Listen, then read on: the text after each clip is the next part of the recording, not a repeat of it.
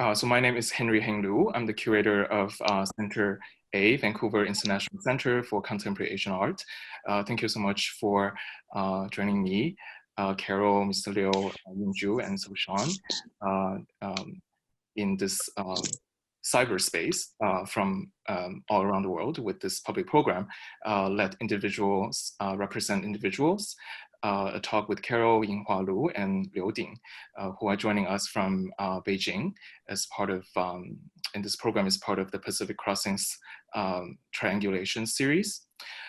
Before I begin, I would like to acknowledge that Center A is situated on the traditional, ancestral, and unceded territories of the Coast Salish nations of Musqueam, Tsleil-Waututh, and Squamish, on which we create, teach, learn, and live. Unceded means that this land was never surrendered, relinquished, or handed over in any way.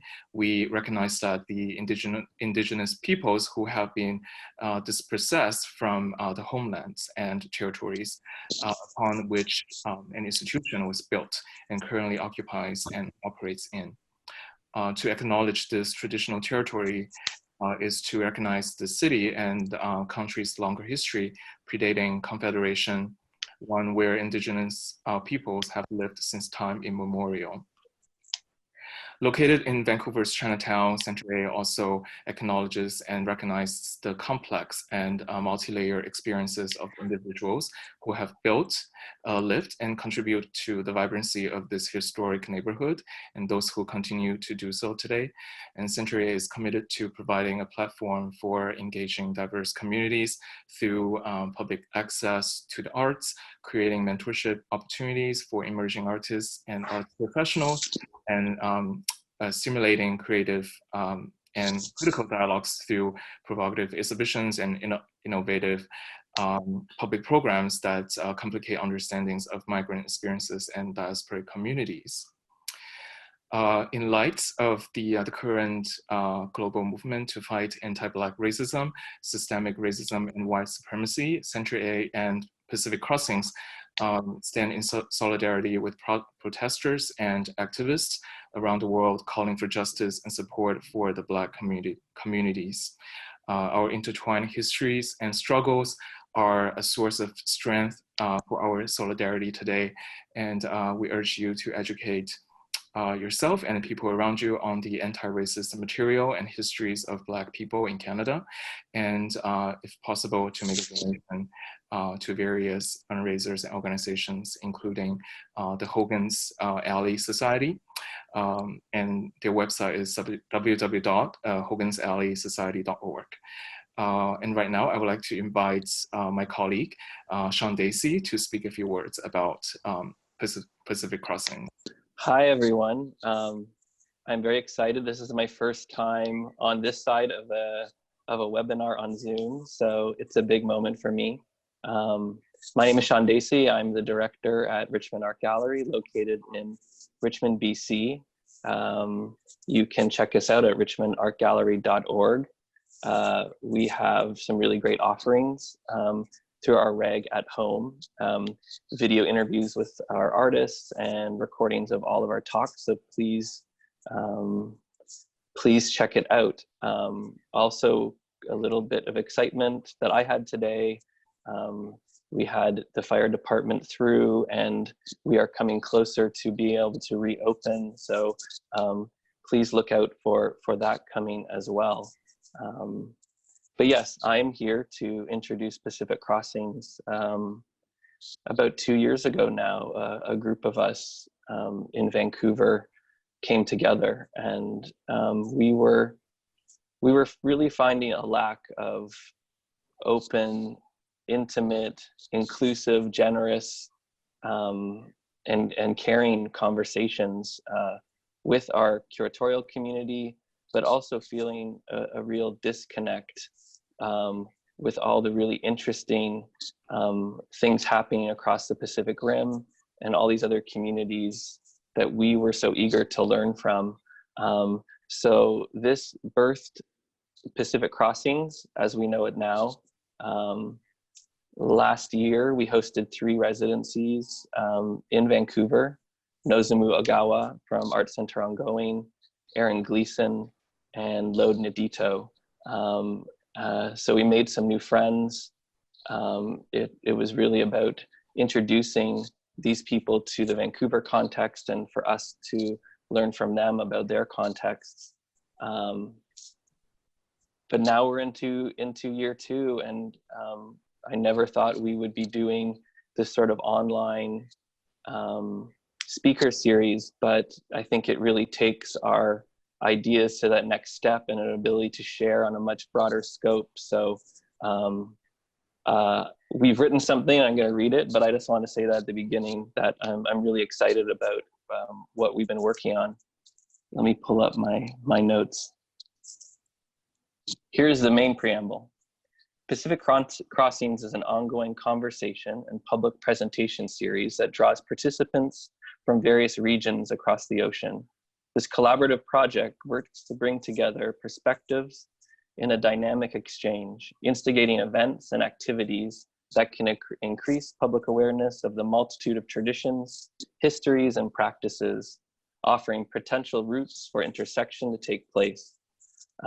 Pacific Crossings was first conceived by Bopa Chai from ArtSpeak, Allison Collins, Makiko Hara, and myself.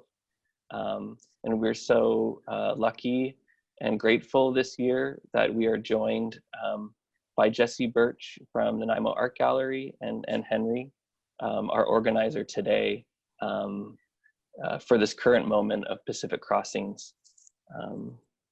So as far as triangulations, borrowing a term from both navigation and research methods in social science that employ multiple points of view, Triangulations by Pacific Crossings offers 3 online propositions with artists and curators in Hong Kong, Beijing, and Manila, encompassing shared concerns germane to the pandemic and locational contexts. Produced as a part of Pacific Crossings in partnership with Center A, Nanaimo Art Gallery, and Richmond Art Gallery, Triangulations is a coordinated effort to bring forward distinct perspectives from different regions through digital means to support empathy and to cultivate shared understandings about what the future may hold for the art sector and for the public. So this is really important for us in this project is we're in this moment where the whole world is experiencing pretty much the same thing, and we're really eager to learn how others are handling it, dealing with it. So this was kind of created. Another thing I should mention is, thank you to the support from the province of BC and the International Presence Grant for allowing this all to happen. I did just want to give a shout out to our final event that will happen in July. So please look out for it. Dates to be confirmed. So for the last iteration of Triangulations, we are presenting an online screening of short video works selected by Lost Frames, a short story by an unnamed artist, and an interview between Allison Collins and Lode Nadito. So Lost Frames is from Manila, and the title of this program will be Dispatches from Manila. The program asks artists and curators from Manila to check in, offering perspectives or creative projects that they have been occupied with during the recent months. You may or may not know, Metro Manila has been locked down since March 2020, when measures to resist movement were taken to prevent the spread of disease. With the COVID crisis unfolding among its citizens, governing officials have used the pandemic as a pretense to impose military and police enforcement around the Manila area, inciting fear through forms of restriction that echo previous eras of forced civic containment under martial law. This program represents resistant voices among artists in the community, balanced with the considerations of safety, circulate messages of critique, humorous resistance, and creative forms of visual comfort. Dispatches asks members of Manila community to share their perspectives. Drawn from 3 separate corners, the Trial of Connections reveals a rhizomatic network of solidarity and support. So please join us in July for this final iteration. But now we move on to today's, and I will pass it back to Henry. And thank you everyone for joining us. It means a lot to us. Thank you. Thank you, Sean. And thank you so much for introducing Pacific Crossings. And so this is as I mentioned earlier, so this is the second Pacific Crossings event with Century as a partner organization. And I want to say we are very grateful that we are a part of the team. And the last event that we just had last month was with two curators from Hong Kong, Inti Guerrero and Cosmin Costinas. And we will make that, the recording of that talk available online along with today's talk as well. So allow me introduce today's talk. So through Beijing-based curators and artists Carol Yinghua Lu and Liu Ding on daily conversations and their contributions to the series Letters Against Separation on Efflux Conversations. They have had a chance to reflect on the impacts of COVID-19, not just on the everyday life in a practical way, but also on their conception of the existing orders of organization that condition our lives.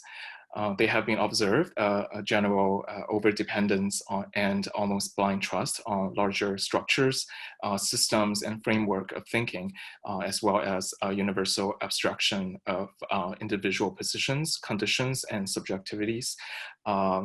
The rhetoric around COVID-19 has pivoted on politics, and it's problematic, yet they argue the politics can only represent and ameliorate and abstract form of the society consisting of countless individuals, but not actual individuals. Just introducing our speakers, Liu Ding is a Beijing-based artist and curator. He has participated in international biennials and triennials, such as Istanbul Biennial in 2015, Asia Pacific Triennial in 2015, Shanghai Biennale in 2014, Prospect.3 New Orleans in 2014, Taipei Biennial in 2012, and the Venice Biennale in 2009, Seoul Mediacity Biennale in 2008, and Guangzhou Triennial in 2005. His works have been presented in many art institutions and museums across the world. Carol Yinghua Lu is an art critic and a curator. She is a PhD candidate in art history at the University of Melbourne and director of Beijing Inside Out Art Museum. She is a contributing editor and frieze and is on the advisory board of the Exhibitionist.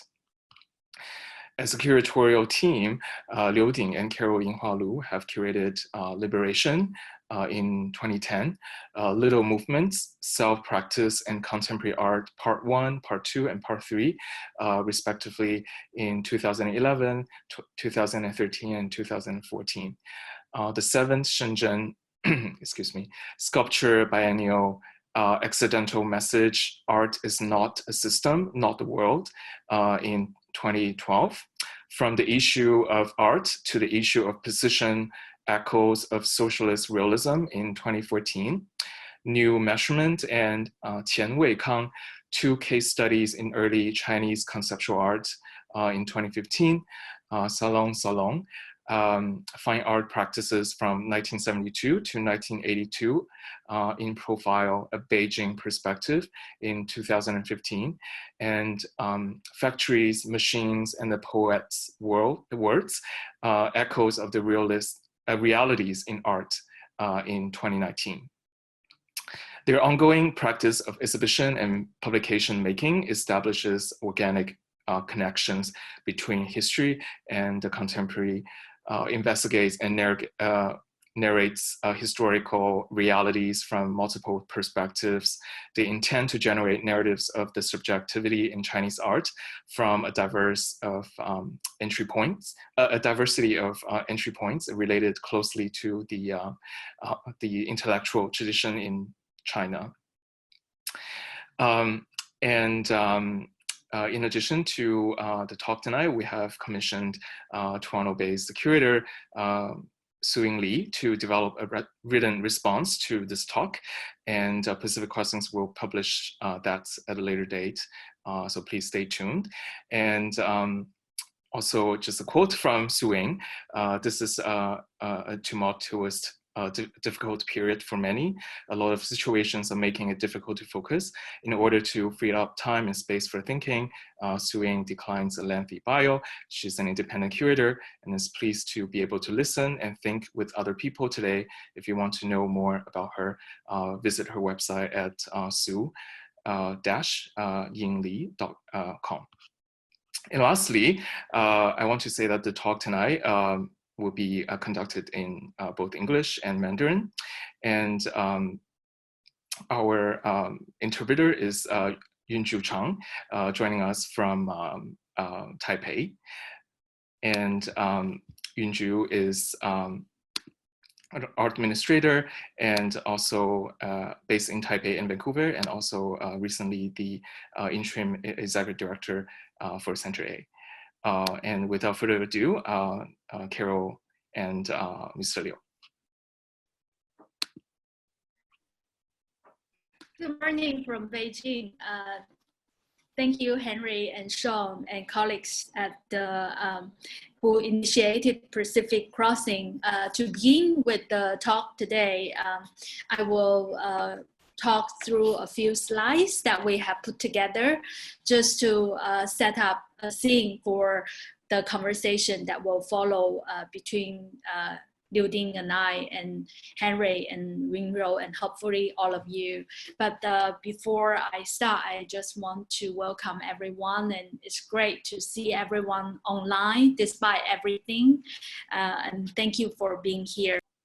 So I was saying that at times of increasing separation, it is ever more precious to keep conversations and exchanges going like what we are doing right now. Liu Ding and I are very pleased to join the conversation and be part of this today. I also want to thank Henry specifically for accepting our proposal to make this conversation bilingual. In my own work, I have realized that English has become such a dominant currency in the so-called international art world, especially in the conception of it within China, that many meaningful researches and ideas that have been produced from inside of China have not been able to be part of such a conversation, such an international dialogue. What has been translated or can be accessed in English are very limited, but in effect, it hinders the development of a more sophisticated and nuanced understanding of art and thoughts in China. And this is something that Liu Ding and I have been working on in the past decade, and I hope that we can return to it in our later conversation. But for now, I will turn to Letters Against Separation, which had prompted this conversation in the first place. And please allow me to share my screen. 1 second. Okay. So this invitation came from Efflux back in late March. It was an initiative by Hito Stero, the German artist. She initiated this online diary project to imitate the spirit of the Cameron, where people tell each other stories after escaping self-quarantine from the plague.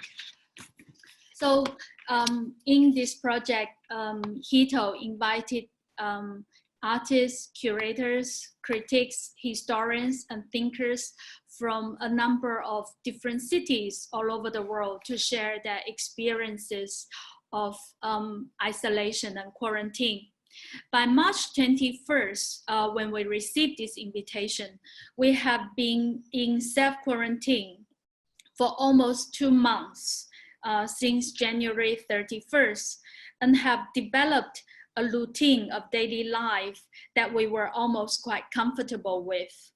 But we also were eager to reflect and share.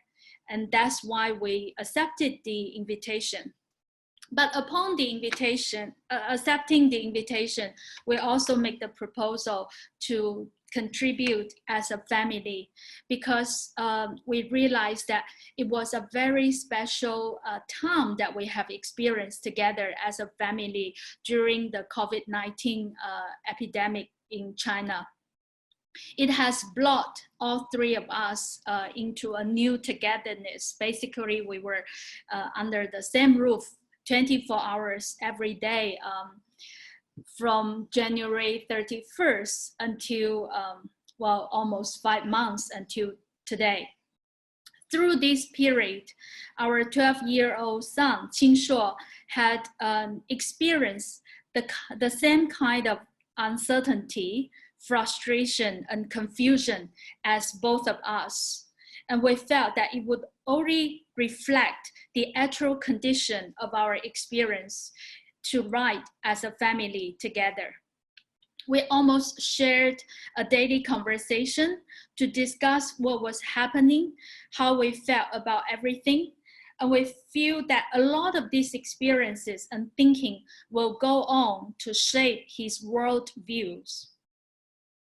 So we started our daily diary series on April 1st. And our first contribution, our first diary entry was to revisiting the beginning of our quarantine in Beijing. On January 31st, we returned from Chaozhou, my hometown in South China. This was an image taken in Chaozhou when we visited Hangjiang, the river in Chao, a very famous river that runs through the city. And we found this man sitting in isolation and meditating towards the river. It was very much a picture of solitude, and we felt that it symbolizes a lot of our experience and feeling at that moment. So we use this to open up our contribution to IFRAX and to suggest that at moment of challenges and difficulties like COVID-19, which we hardly could escape, maybe the best way to deal with it was to stay extremely patient, extremely humble, and just to live with solitude, to live with yourself, to live with a deep self-reflection. This was an image of a very empty Beijing, the fourth ring road. It was the third ring road, and it was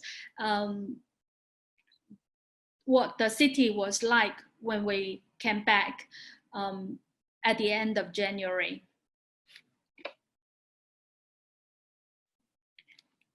This was a picture of the old summer palace, which we visited on March the 1st.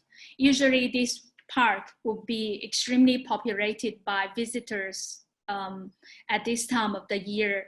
But when we visited the park, it was nearly deserted, and we can see a lot of lighting fixtures in the park, scattering in the park. They were set up before the beginning of the winter holiday in preparation for the Lantern Festival celebration in February. But of course, the celebration was never taking place. So the lighting fixture remained in that place around the park. This was a picture that we took from the internet. The lady, the figure in this picture is Dr. Ai Fen. She was actually the first doctor that reported or kind of started to blow the whistle on the COVID-19 in Wuhan. But when she reviewed this news, she was severely criticized by her seniors in the hospital, and she was suppressed. So on March the 10th, there was a news profile of her circulating on the internet. It was a profile written by a Chinese journal called 人物 figure. But when the story about her was published, it was immediately censored and taken down by the authority.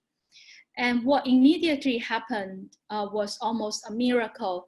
Many internet users in China started to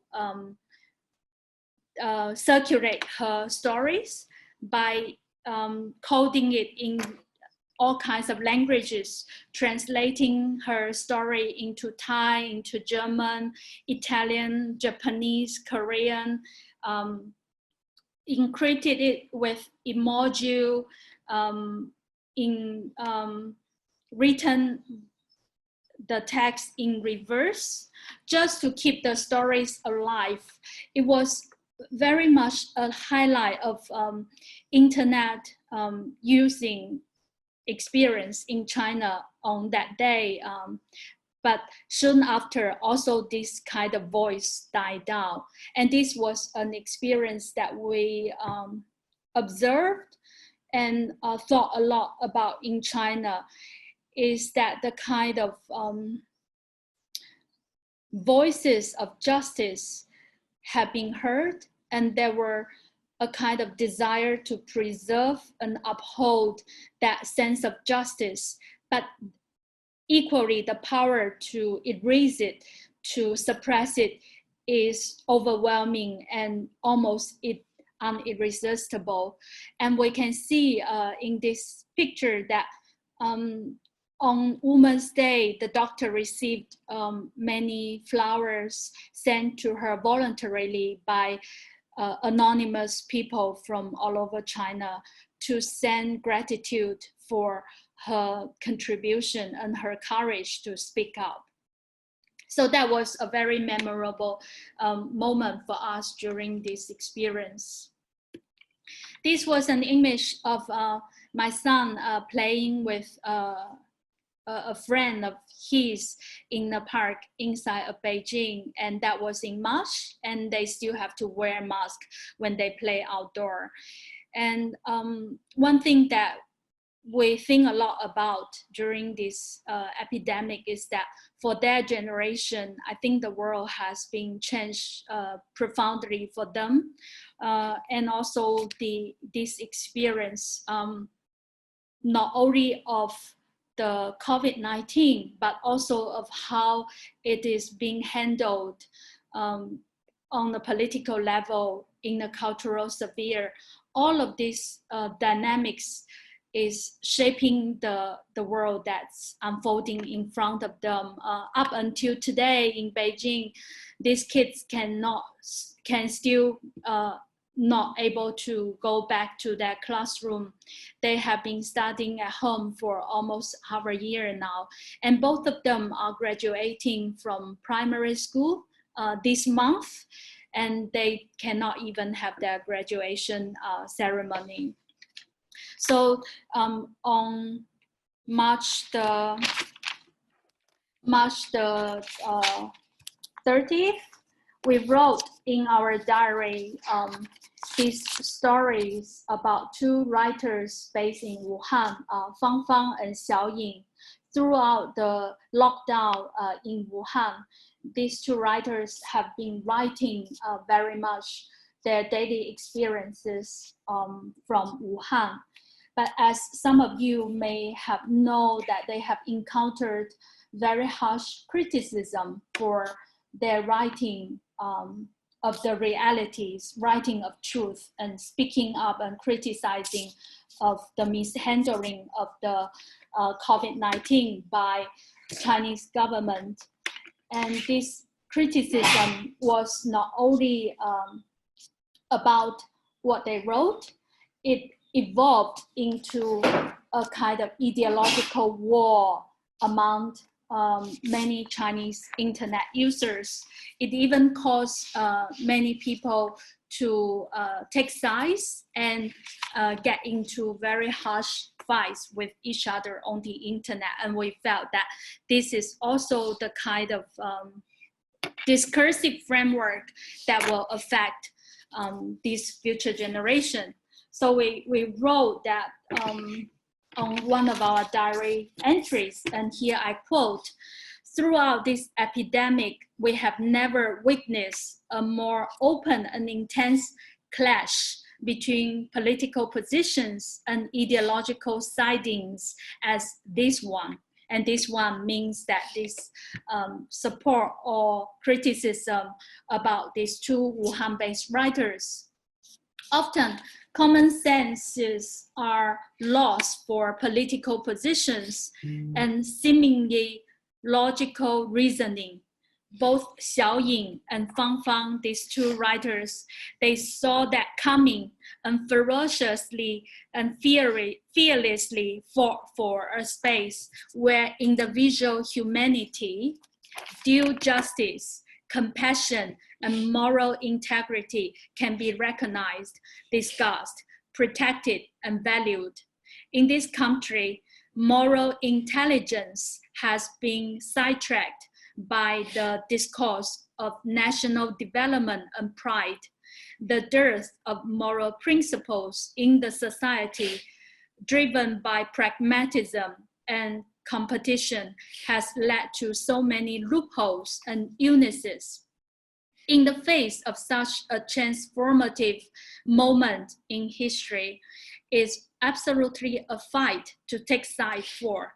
It is our moral responsibility to resist the state's overwriting of the lost lives, damaged families, and compromised livelihood with the celebration of national victory over their fight against the virus. This should not turn into a context to offer a better interpretation of the virus-struck reality with more profound and complex theoretical and intellectual bearings. It should first be an account of humanity to be remembered with heart, humbleness, grief, and to be passed on to our future generations. And we feel deeply that this is something that we have been learning together with our son as a family. This image was taken in April when the city started to loosen up its restrictions on lockdown. And this is a very common taxi car, but every car now has to be disinfected every day and carrying a sign that claim that it has been cleaned and disinfected and safe to ride.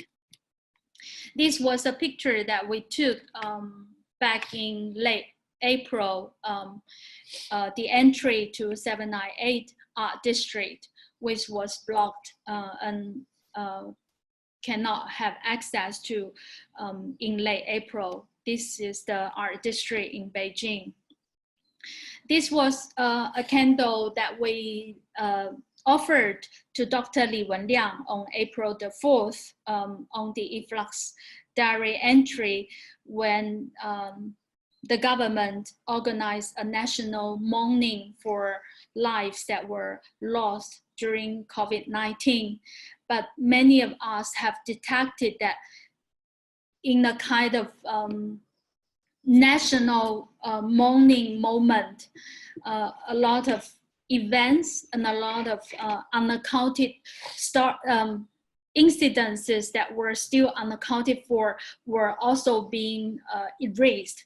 For example, Dr. Li Wenliang, who lost his life on April the 7th, he was criticized as well for blowing the whistle, for revealing the danger of COVID-19.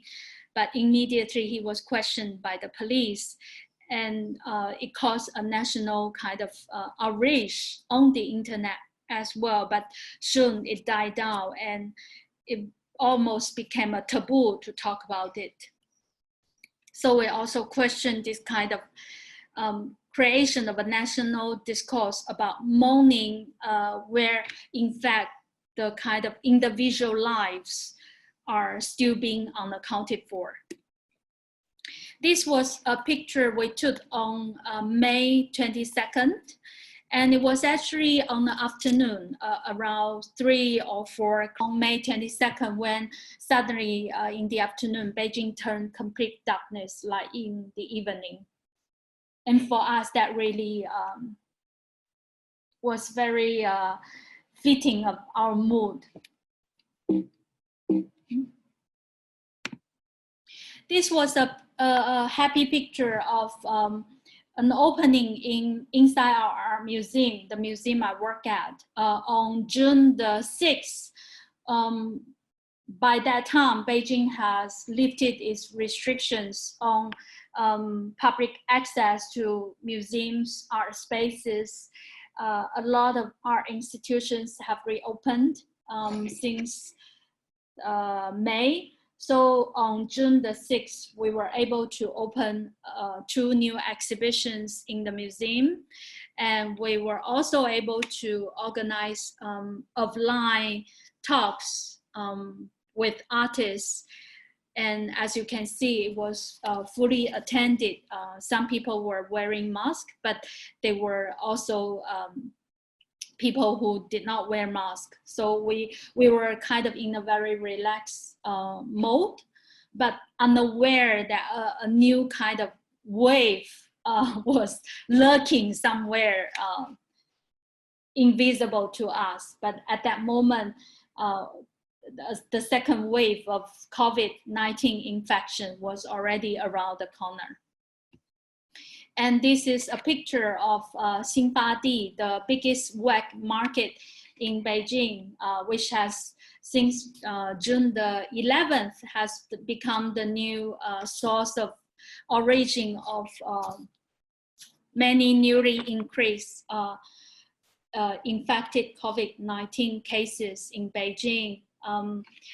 By today, as we speak, Beijing is in a kind of semi-lockdown. Schools have stopped again since Monday this week. A lot of museums have closed, and inside our museum, for example, has chosen to use visit by reservation policy and limit its visitors to 30% of its usual flow. But we are still very uncertain about how this will evolve. A lot of uncertainty, and in a way, having experienced a month of relaxation in Beijing, mentally we are still quite unprepared to go into a new wave of lockdown. This was a picture that was sent to me about 2 nights ago by a colleague traveling past the 5th Ring Road in Beijing. And if we look out the window, there are a group of people being shuffled by buses to this small kind of outskirts of Beijing to be quarantined. They are people who have contacts with this market, and they have to go into quarantine. And finally, just to close, this was the picture that we took yesterday of peaches in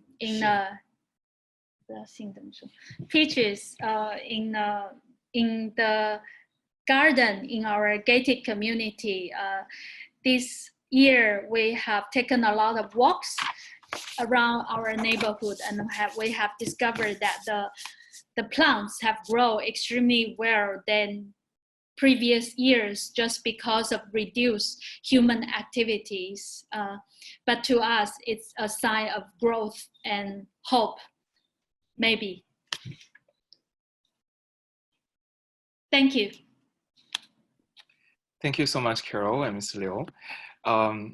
And so thanks for presentation. And then I just wanted to quickly mention how we will proceed with this event. So I would like to, sorry for my earlier sort of like a shorter bio of Yun-Jou. I want to formally introduce Yun-Jou Chang, joining us from Taipei. And Yun-Jou Chang is Zhang Yunrou is a writer, translator, producer, and arts administrator based in Taipei and Vancouver. She's president of Cinevolution Media Arts Society and was formerly the interim executive director for Center A. So Yun-Jou today will be our interpreter and to also be part of the conversation with questions and some of the thoughts that are coming out of the presentation. And Carol and Ms. Liu will also share with us, and I will moderate the conversation. And I strongly encourage everybody to send in questions through the Q&A function just at the bottom of your screen, and we will answer the questions and then to see how that will be situated and also integrated in, as part of the talk as well. So Carol, and let me just unmute. And we will proceed in both English and Mandarin. If there are any sort of ideas that you would like to put forward in either language, just let us know as well. So Carol and Ms. Liu, I kind of want to start with just couple of questions.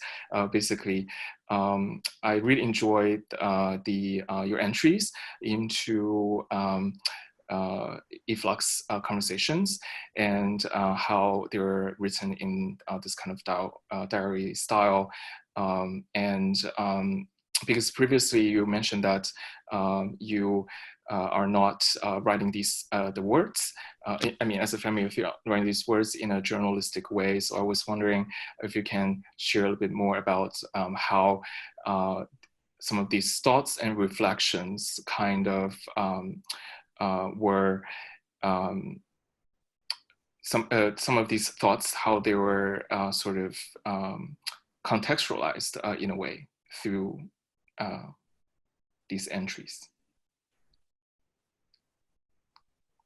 然后刘老师刚才我想翻译一下，就是刚才说的，就是说因为我们之前有讨论过，因为就是你们在 efflux conversations 上面的一系列文字，其实都是像日记式的方式呈现出来的。那我想知道，就是因为你们之前有提到过说，因为你们觉得你们不是记者，不是完全是说记录这一些现象，社会上的现象，或者是可能是从一种非常个人的方式出发。那我想知道说，那这些思考对于你们来说有什么其他的意义？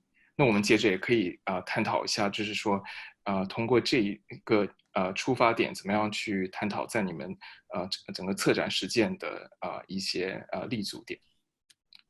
I was also mentioning that we can take the entries into efflux conversations as a starting point, and then we can look into further look into sort of the curator practices within this context and how that sort of relate to Carol and Mr. Liu's practices. 一开始我们大家好，我用中文说，一开始我们想用这个非常个人和日记式的视角写，主要是因为在面对这样大的一个灾难的时候，我们觉得非常有必要发出每一个个人的声音，而不是对于世界总体的判断。Hi everyone, so I'll speak in Chinese.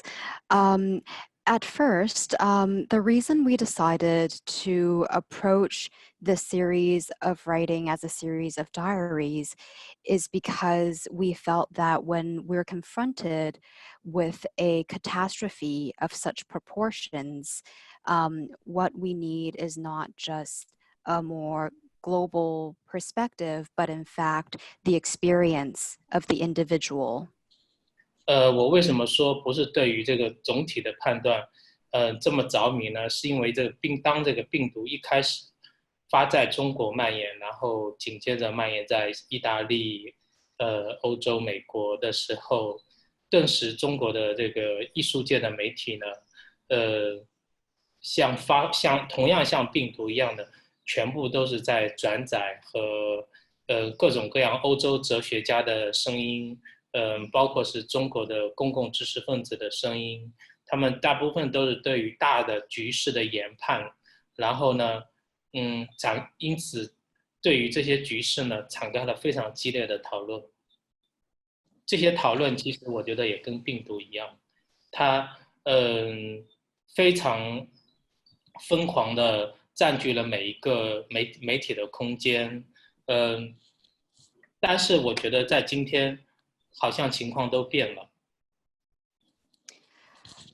So the reason that I say that we shouldn't be fooled or taken in by these global analyses is because when the pandemic started to spread across China, Italy, and the US, all of a sudden, all of the media, the Chinese media, began also to act almost as a virus, to repost and seemingly speak as one voice, whether it's European voices or scholarly voices from mainland China. Everyone was very focused on a global analysis of a long-term trend, and this sort of madly occupied all of the media spaces in very similar ways that the virus is taking over individual bodies as hosts. 我想在面对这个人类这个全面的这个都遭受这样大的一个灾难的时候呢，其实各种研判其实它只能作为一个辅助信息。我们可以回想在过去的10年或者20年的这个时候呢，我们正在享受新自由主义经济的这个红利的时候，这些大型的这些宏观的各种各样的研判和言论呢，似乎都是在起作用。它其实是在安慰着我们每一个在平稳社会里面每一个人的心。那事实上，在今天我们的社会尤其显得动荡。无论是在中国也好，还是在欧洲，还是在美国，而新冠疫情它激发了这样的动荡。那今天我们到底需要什么样的声音？其实我们是需要仔细的思考的。So as we confront universal catastrophes and disasters such as this, it's really any sort of analysis can only really act as supporting information. Similar to when the free market was opening and everyone was, celebrating and producing forecasts about what the future held, and these grandiose claims were really serving to produce a sense of comfort and calm for the individual spirit. And in times of turbulence, such as what we're experiencing with the coronavirus, what kind of thought, what kind of voices we need is in fact one that is more deliberate and more careful. 所以我们觉得非常有必要从个人的视角来讨论个人的冷暖，然后情感和在这样的时期里的情感，甚至于个人的期许，我觉得远远比起更宏观的讨论更有价值。因为人在这个时候共情肯定要比这个所谓的理性判断更具有温暖，更具有力量。So we think that it's very necessary to highlight the individual's feelings, individual experiences, even individual grief and lamentations, that these things are actually much more valuable than grandiose judgments, that in fact the power of sympathy and emotional connection will bring us more comfort and open a path towards the future. 而这些共情有利于大家再一次团结在一起，重新看清政治的面目，重新看清因为这个病毒照亮起来的各种世界的规则，它的本来的面目和所掩盖的这些问题。所以我觉得在今天来说，我们有必要重新团结，利用我们的这个情感重新团结，重新来检验所过去的社会制度、世界秩序，包括是这个政治规则。这是我觉得在当前非常有必要思考和去践行的一个事情。And to allow these shared emotions to bring us together will help to bring clarity to the world of politics and illuminate the unspoken rules within the world order and the problems that have previously been concealed.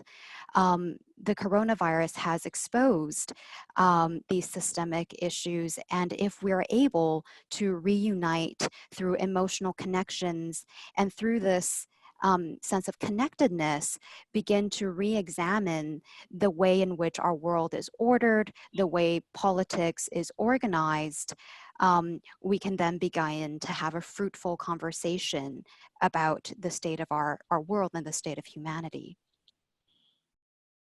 事实上，我们在过去10年前的展览小运动里面就提出关于个体经验这样的一个设想，其实也是在基于08年金融危机以后，整个艺术界的一个状况，包括就是说，当时大家正在新自由主义这些惯性里面所惯用的语汇里面提出的一个反思。我们面对这个共建的虚拟的全球化，共建的这个平等普世经验价值的这个无限，像一个万能钥匙一样，无限可以开遍这个全球各种文化之间的这个好假象提出的一个想法。是人在过去的这个10年中，随着这个各种局势的变化，我们也印证了这个我们的这样的一个想法的重要性。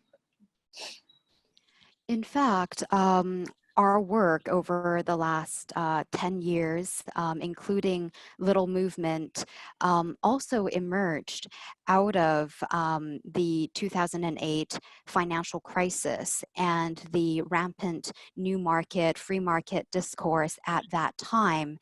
And these seemingly global values, globalization, digitization, and the sense that there is a magical key that will open doors anywhere in the world through the free market. We're beginning to see the changing face of, we're beginning to see some of the changes that emerge out of our analysis of that scenario in a way that is very similar to how it's playing out through the current crisis. Maybe, Carol, I'm not sure if I managed to catch all of that. Yeah. Very well. Thank you. 你有什么补充吗？ Maybe I would also add, because Henry talked about how these diary entries or the kind of ideas that were behind these diary entries relate to our research and our curatorial work. And I would say that also this empathy that Liu Ding was talking about, empathy among individuals, has also been a very important kind of driving force that carry us into our research, into our history in China. A lot of the historical narratives in China, especially of contemporary art, historical narratives have been written with the idea of a very heroic perspective, very much a story of market success, a story of powerful kind of positions where a lot of undercurrents, a lot of invisible contributions, weak signals have not been fully recognized in the existing accepted historical narratives. And also it has been written with a kind of universalized perspective of what is avant-garde art, what is contemporary art as perceived generally in Europe and in North America. So a lot of our work has very much been returning to the historical moments, historical context, and to feel, to kind of establish a kind of empathy with historical conditions, historical individual positions. 我讲个历史。所以我稍微翻译一下嘛。我可以来，我可以翻译，你可以休息一下。我就是说，因为卢恒刚才提到说，我们的这个在efflux 的这些写作和我们自身的策划和研究的关系，那么我就提到还有一点，就是我们实际上在我们所有的这个工作里边有一个比较贯穿的一个想法，就是和历史的共情，在历史的语境里回到非常个体的一个处境，因为已有的这个历史的叙述，特别是在中国关于当代艺术的这个历史叙述，它是一种强人视角的一个叙述，是一个以这个成功的故事作为主要的叙述节点的这样的一个叙事的一个逻辑。那么我们近10年来所做的很多的工作，是回到这样的我们的历史进程里，去和历史当中的很多的潜流，很多没有被听到的声音个体在一起，去看看他们具体的处境，而不是以一种普遍式的一种历史视角，或者是一种已经被确认过的历史价值来去解读和认识个体的遭遇和个体的这个实践。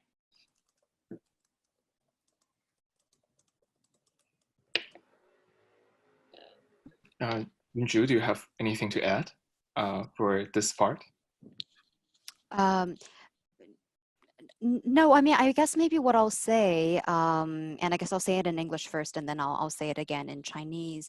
But I think what I found, really interesting is there is almost an anthropological quality to how you approach curation and your interaction with artists. And I'm curious about, sort of, I guess I'm curious about there's kind of this very intimate individual relationship that is being established through history.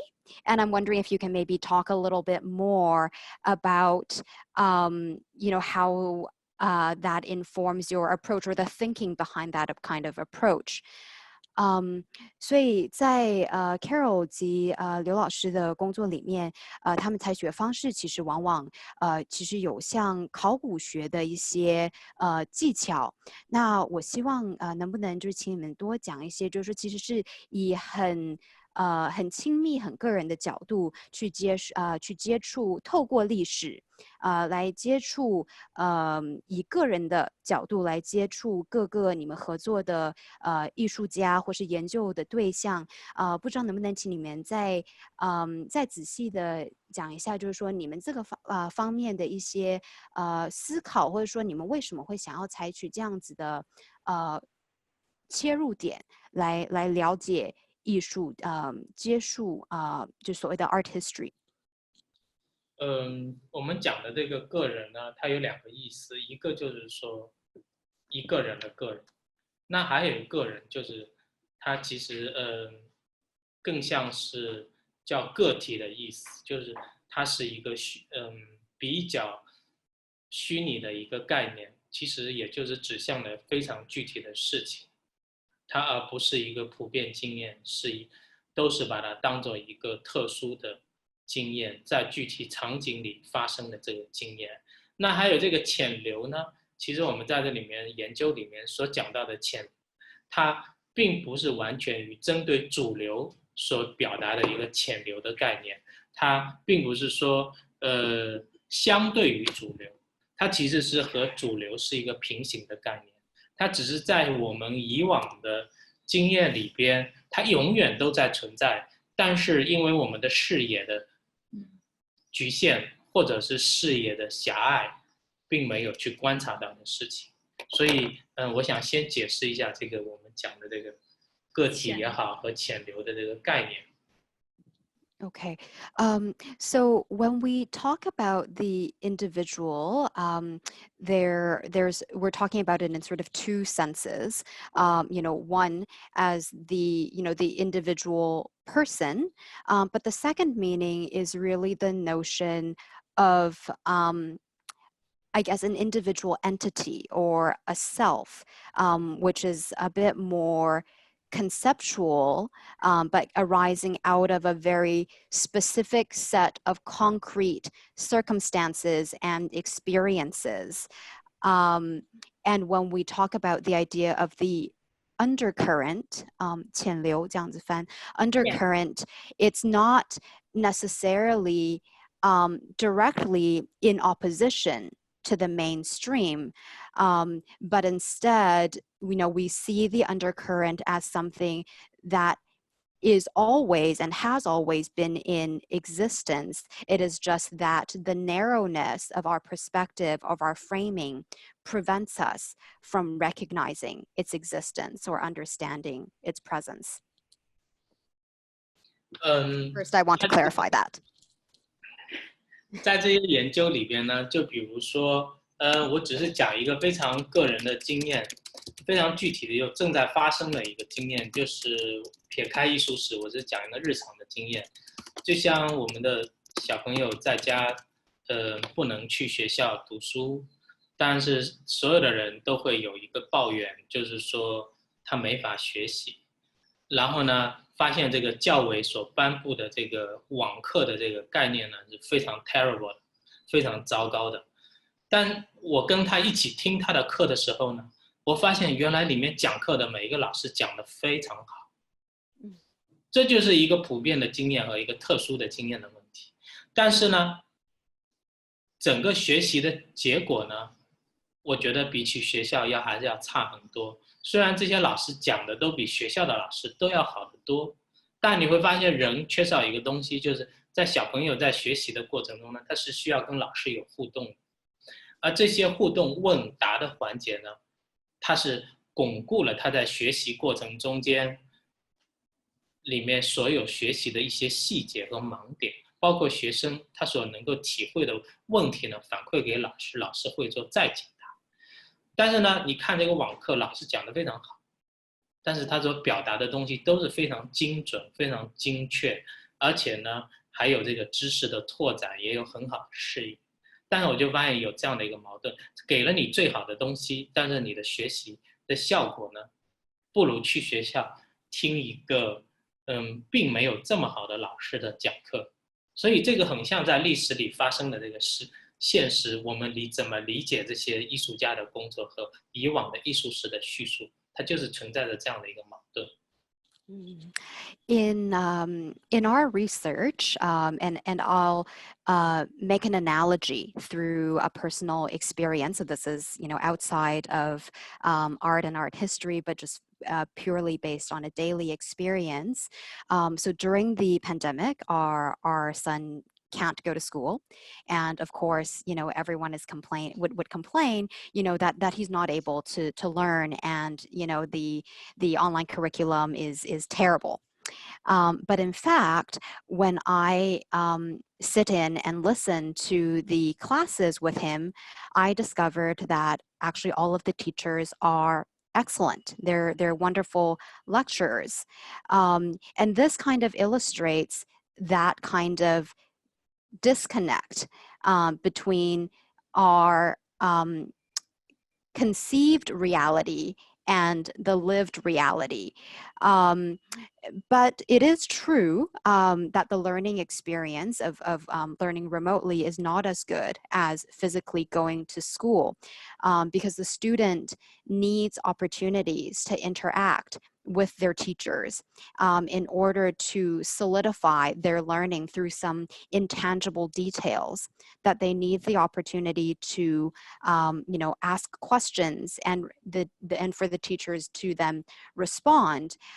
So there is kind of a dialogic experience that is conversational, as opposed to virtual classes, which are being delivered by, in highly technical and very precise language, but the learning results are not as ideal because due to the lack of that interpersonal relationship.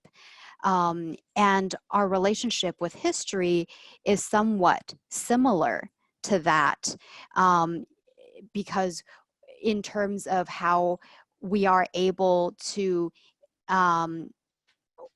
intimately come into contact with elements of history to truly understand what has happened and what that reality was like. 其实这个我们惯常的艺术史的叙述呢，就像这些网课里的老师一样，他给予我们所谓的完美的这个知识和完美的表达，但他缺少了里面非常重要的一个环节，就是说展现了很多少有展现很多不确定的、非常困惑的和有问题和一些问题展现给大家。那我们以往往往会遵循这些完美的叙述呢，去寻找现实中对应的艺术，这是非常困难的一个事情。我想艺术家的创作希望是这样一个完美的这样的叙述的时候，那其实在他一生中是都非常难达到的一个事情。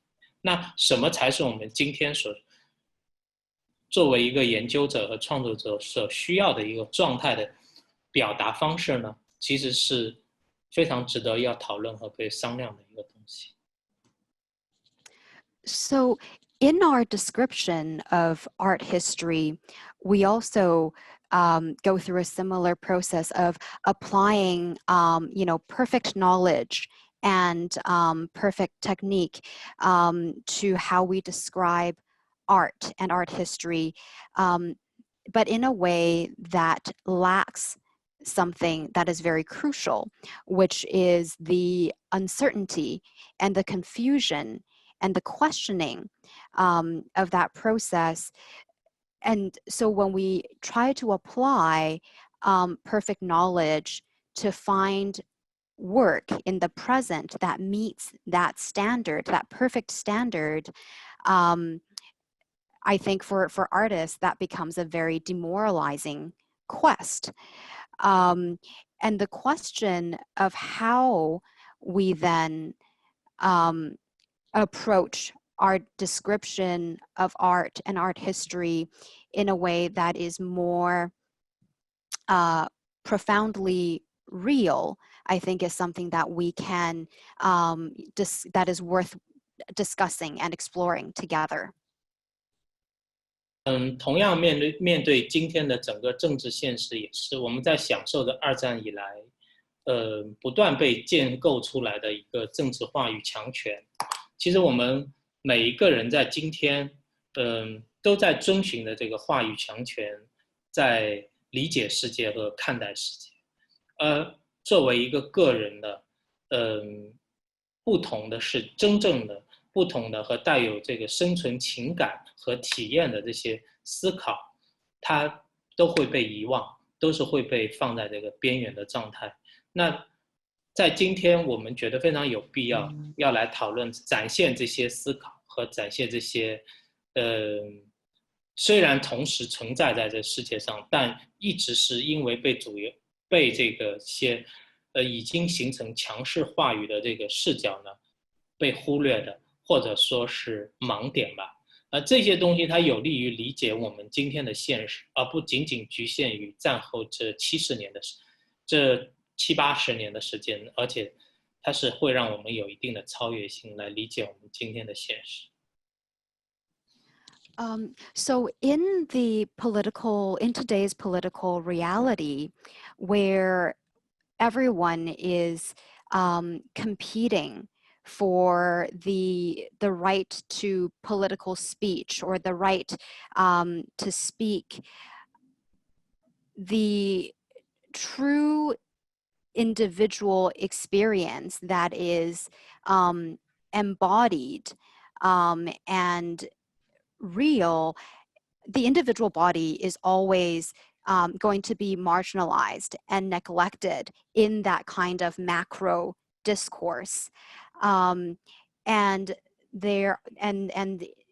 they become blind spots in a way. And examining those blind spots, examining those individual positions that have been neglected, as opposed to narrowly focusing on the post-war history of the last 70 or 80 years, I think can be extremely instructive in telling us how we got to where we are today, and what is this world in which what is the reality of this world in which we now live? 这不由让我想到我看到一篇中国的思想家孙戈老师他写过的一段去日本冲绳岛旅游的一个经验，我觉得这是非常有意思的一个经验。当他第一次去日本的冲绳岛的时候，飞机在降落前，突然飞机要降到跟海平面差不多一样高的高度，掠过海面，然后着陆这个机场。他觉得非常激动，也非常兴奋。那太美了，那个飞机跟大海平行的飞行，然后可以非常清楚的看到这个海里的透明的这个浪花和白色的珊瑚。但他不知道为什么这个飞机会要飞这么低进行着陆。事实上，如果有一些飞行常识，我们会知道，飞机飞得这么低的时候，第一很耗油，很耗能源；第二非常危险，因为它离这个地面或海面过低的时候，它会遇到很多问题。那当然，它会给人带来一个非常好的愉悦的感受。那这个时候就会让我们想到，我们在这个过去的几十年里边，我们一直在享受这样一个非常愉悦的感受，但事实上不知道在费很大的这个能源，费很大的这个消费很大的资源。但是等他到了冲绳岛的时候呢，后来他的朋友告诉他为什么呢？是因为美军控制了这个冲绳岛的这个领空，所有的飞机是不能飞到一定的高度的，只能被迫飞到这么低进行着陆，是进行这么一个危险的一个着陆。那事实上，我们在这过去的几十年里面，我们这些话语都是在这个战后逐渐塑造起来的这些话语里边，它非常就像那样的一个被控制的领空一样的一个感觉。而我们都在逐渐的在越飞越低。虽然我们看到了这个世界上很清楚的看到了世界上很多美好的景物，但事实上不知道我们这个所需要对这个飞行所付出的这个代价是非常巨大的。而这些话语的问题，我们今天始终没有把它正视，始终没有把它讨论出来。So this makes me think of a story by a Chinese writer, Sun Ge. He wrote about his first experience going to Sapporo in Japan. And he described, you know, when the plane was about to land, it dropped very low and started skimming, you know, over the ocean. And he felt this great excitement and thrill, you know, being able to see the clearness of the water, the waves kind of cresting. But he didn't know why the plane was flying so low. But of course, those of us with some knowledge about flight know that it consumes a lot of energy for a plane to fly at such a low altitude, and that it's also extremely dangerous. Of course, this dangerous experience, or rather this dangerous reality, can create a very thrilling experience for the person on the plane. But it is, in fact, it can be fatal.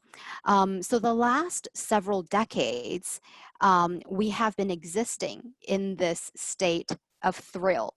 You know, we've seen beautiful things, you know, we are existing in this state of excitement, but we are not aware of the intense amounts of resources that are being exhausted. So after, you know, Sun Ge, he landed in Sapporo, somebody told him why the plane was flying so low. Because the U.S. is in control of the skies overhead over Sapporo, and their planes, I guess the commercial planes, were limited to landing at this dangerous altitude. And so the situation that we are in is very similar. The discursive language that we have developed, that we have established over the last several decades, is similar to this US controlled airfield, where we are constrained to a certain amount of space. And even though we have experienced beauty and we have seen beautiful things, but we do not know the price we're paying. And the problem of what those discursive rules or those discursive frameworks are, we have yet to truly begin to understand and comprehend. That's a question that remains to be answered.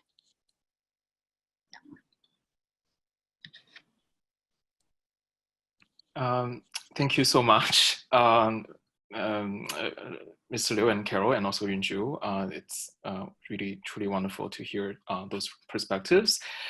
We have some questions from the audience, and some of them are quite relevant, so I would just do two right now that I would kind of combine them and then to ask.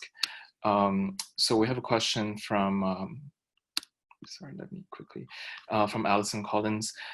You have mentioned in some of your writings on efflux, and it's noted elsewhere that this could be a time to reinvent and change some of these realities. I wonder if you have any particular plans for the work you do that are different or new strategies. And by realities here, I think that we're talking about how this pandemic has changed a lot of the spheres of our lives, and then how this kind of these realities are in a way really prompt us to think about a way to respond or not respond, or there is kind of the coping mechanisms embedded in that kind of thinking as well. And the other question is from Sean. How was the reopening of galleries in Beijing unfolded? Have people seemed coming back to visit? How have things shifted for curators and artists? So I'd like to translate them to Mandarin as well. 那刚才我们然后我们现在收到一些就是观众的问题，那有两个我觉得两位观众问题，我觉得是比较相关的，那我就将他们一起问出来。Ellison 他说的是你们有提到在你们的文字还有其他的可能一些其他的出版物吧，有提过，就是说现在这种现实，这种新的现实，也许是一个去重新去改变和的一个时间点。那他想知道说你们有没有一些具体的计划，就是或者是一些特别的方式去应对这样的一个新的现实。那另外的不好意思，另外一个问题就是说，现在北京的就是画廊是否美术馆是否有重开？那人们现在有回来参观吗？然后那事情那现在对这个策展人跟艺术家有哪些在现实跟时间上有哪些变动？大概是这样。Yun-Jou, if I was not accurate enough, just correct me and then feel free to jump in. No, you're great. Maybe I can answer in English and you can give it some thoughts. I will start by answering Sean's question. It's an easier one. Since the opening of galleries in Beijing, especially in late May 798, organized the Beijing Gallery Week, which was a kind of a mega reopening event for the city. We have seen many visitors in gallery and museum spaces. There was such a strong desire to be in physical contact with art, physical contact with people. So yes, there have been a lot of visitors, but at the same time, we begin to realize that maybe with the reopening of things, we really have to be very cautious still, taking full measurements, since this second wave of infection in Beijing has made us realize that even though the first case was discovered on June 11th, the experts say that the virus has been around the corner, existing, being there, although invisible, for a month. So basically, we were all subject to the kind of risk in the past month. And then in terms of how this epidemic will affect how we approach things, especially in the art world in China, this is also one of the kind of frustrations that we have experienced, is that there hasn't been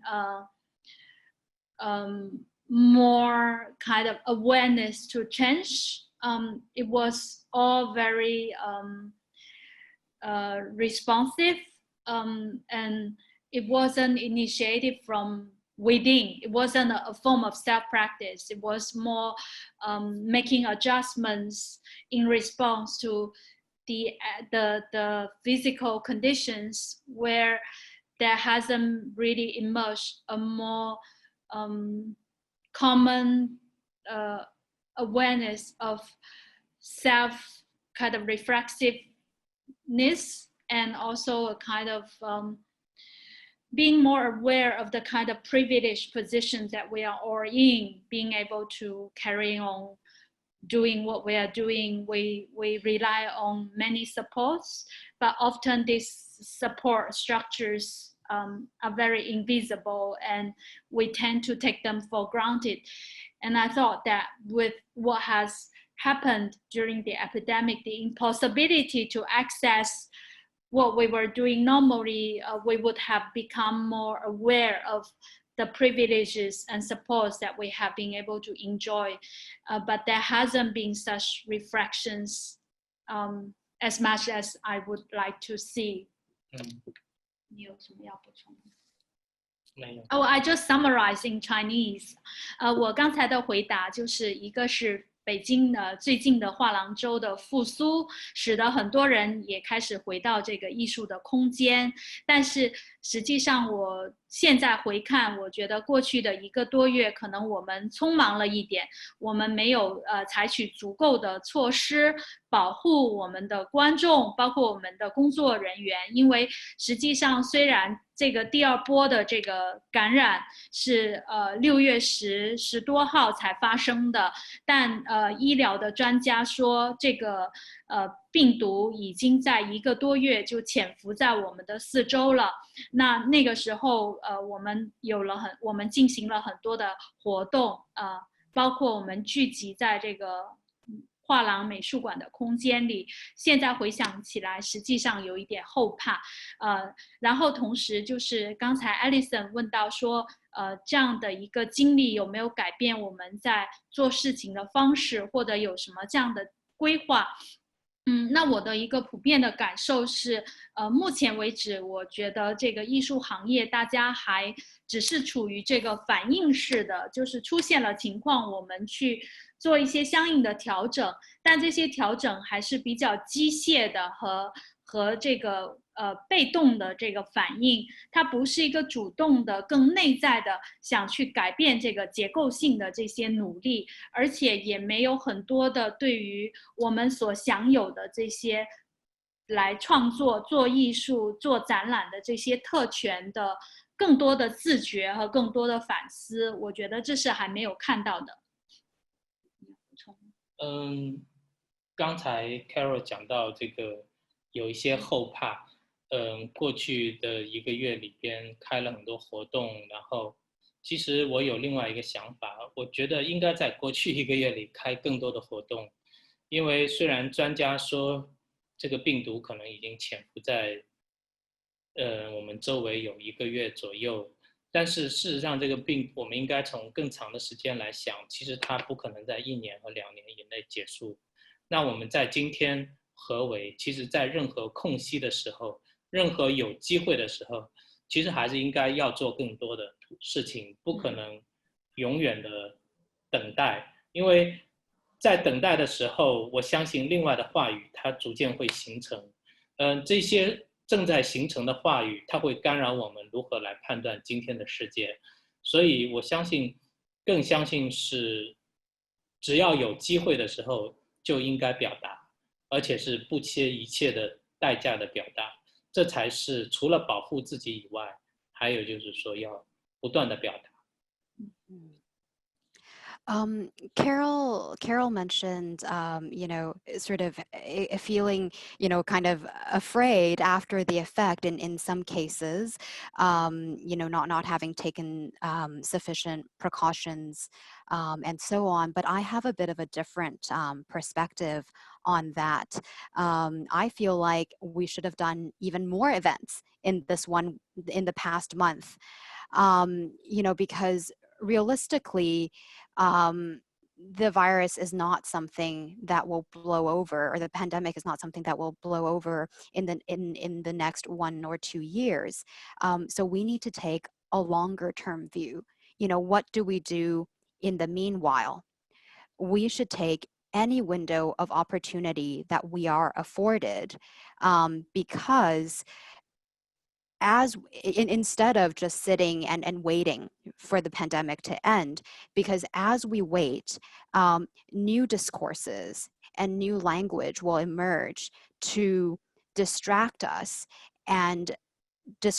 from what needs to be said. So in fact, what we need to do is not sit silent, but to do our best to communicate our ideas, our thinking, with every opportunity that we're given to communicate those things that are important to us, without fear of consequences or reprisal. That's what we need to do. Thank you so much. And just on like a relevant note, we also have a question from Lisa Steele.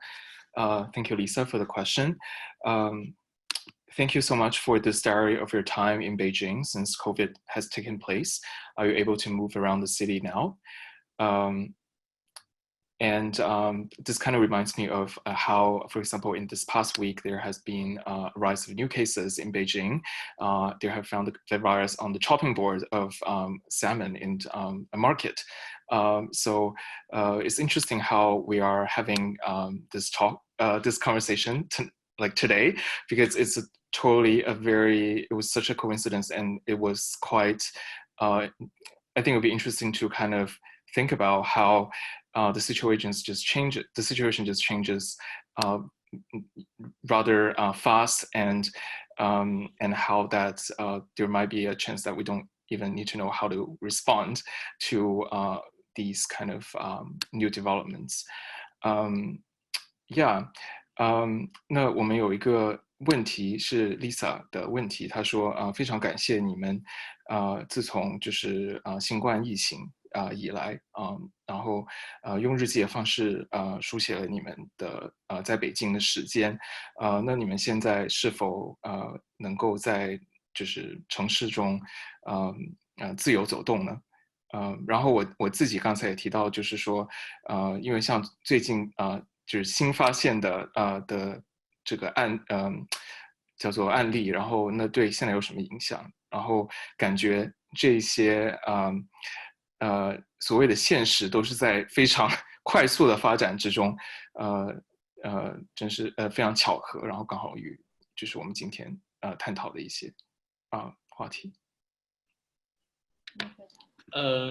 其实我们在城市里能够自由活动，其实是一直可以自由活动的，就是因为北京不是武汉，对，只是有一些严格的管理，其实自由活动是可以，但是因为所有的工厂、办公室都停止了工作，还有就是说很多人回不到北京，所以在北京几乎没有人。那随着过去的1个月逐渐放开北京，北京的人变得越来越多，街上的人越来越多的时候呢，怎么说呢？就是说，但还有很多人回不到北京，所以的北京还没有恢复到以往的样子。但是一直是可以自由活动的。但是从前2天开始发现，在这个菜市场有这个新冠病毒的时候，的确在北京非常恐慌，因为一个非常现实的原因，因为这个菜市场供应北京80%的食品，整个城市80%的食品来自于这里，甚至于北京周围的河北省的小的县城的食品也是来自于这儿，所以它这个人员的流动量和这个辐射的范围非常广，所以它引起了一定的恐慌。那另外一个就是说，一个沉静的完全在中国要缔造没有病毒的社会，其实在这个过去的这个疫情发展以来，是一直政府所需要达到的一个目的。但事实上，一旦有一例疫情在中心城市的时候，它的恐慌是非常大的，它像一个放大器一样，就像在一个平静的湖面放了一个石子，所以它有两种不同的力量引起了最近的那个反应，比较激烈的反应。So we've always, in terms of the freedom to move around in the city, we've always had the ability to move around the city freely because Beijing is not Wuhan. But so people are able to move around, although they have stopped working in offices and factories, and there were people who are unable to return to the city from outside. But as the city started to reopen, and there came to be more people in Beijing, more people on the streets, but there are still a lot of people who could not return. But we've always had the freedom to move around in the city. But the reason that there is a greater panic in the city with this second outbreak is because of the fact that the particular market where the virus was discovered supplies 80% of the food for the region, and even to some of the more outlying communities in our neighboring Hubei province. So from the beginning, this idea of a virus-free society is what the government has strived to accomplish. It's what they need to accomplish. But now that the virus has been discovered as spreading in a central city, the political implications of that are immense. It has a different meaning. And so in some ways, like this incident is like casting a stone into a pond, and you can see the ripples, the ripple effects. So there are sort of two layers of impact arising out of this latest outbreak.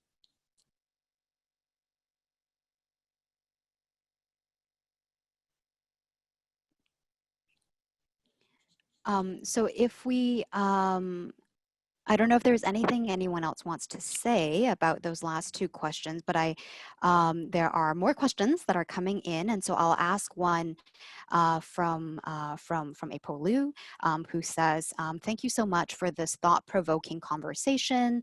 Can the speakers, Carol and Mr. Liu, please talk more about how this idea of lifting up individual voices is changing their own approaches to writing and curating? Who are the artists or topics that are of most interest for you right now? 我简单翻译一下，所以就谢谢这段精彩的对话，可不可以请Carol 和刘老师再多谈一点关于这个烘托出个人的这个概念，怎么样改变了你们策展或是甚至书写的一些方法或是技巧，有没有哪一些艺术家或是哪一些题目是你们现在最感兴趣的？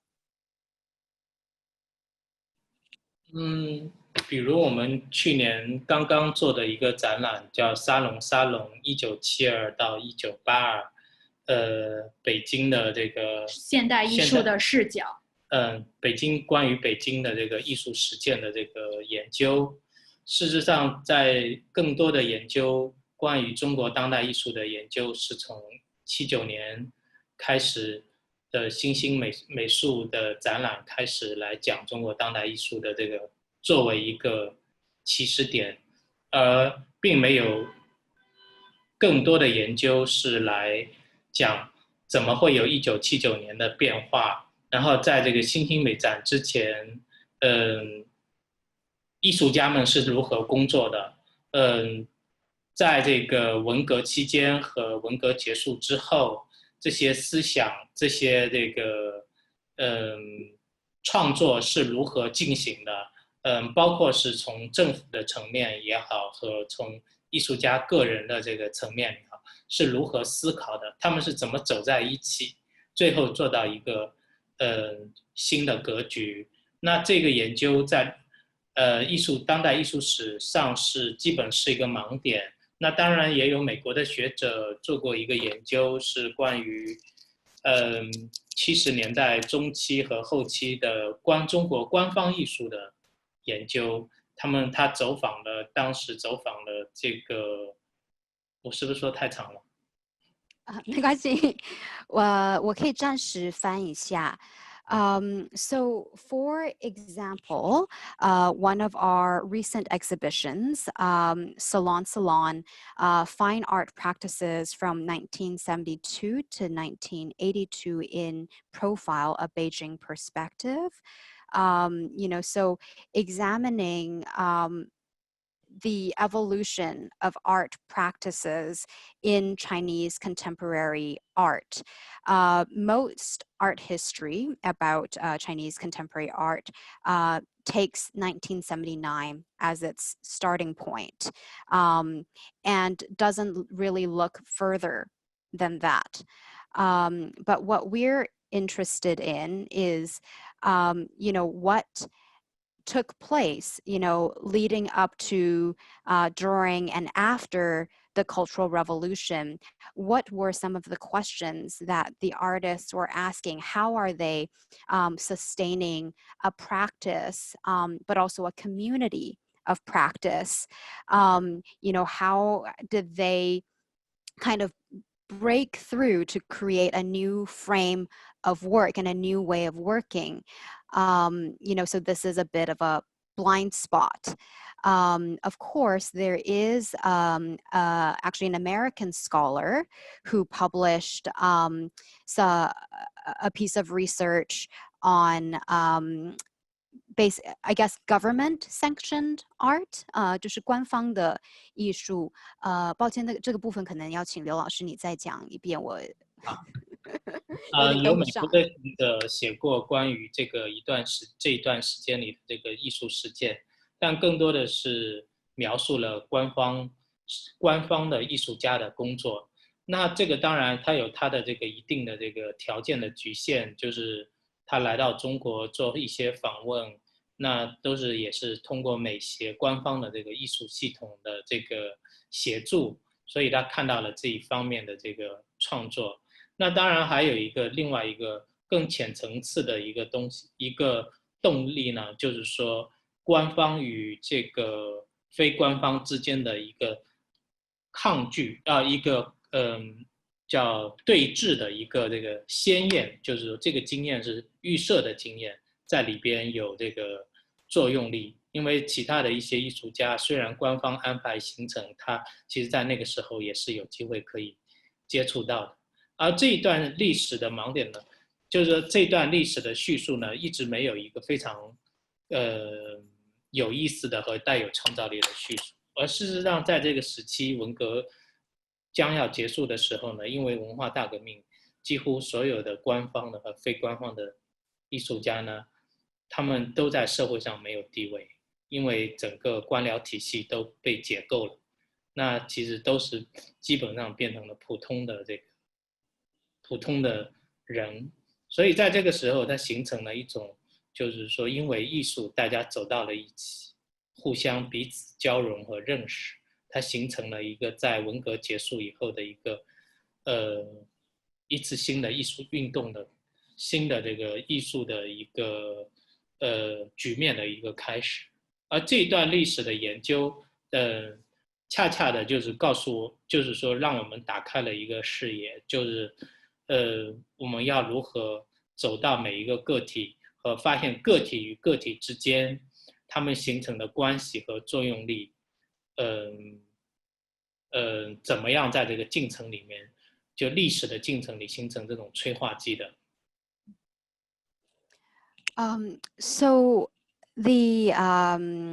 going back to where we stopped, there's a U.S. scholar who wrote about contemporary art practices during this era, but mostly focused on government-sanctioned artists and how they worked.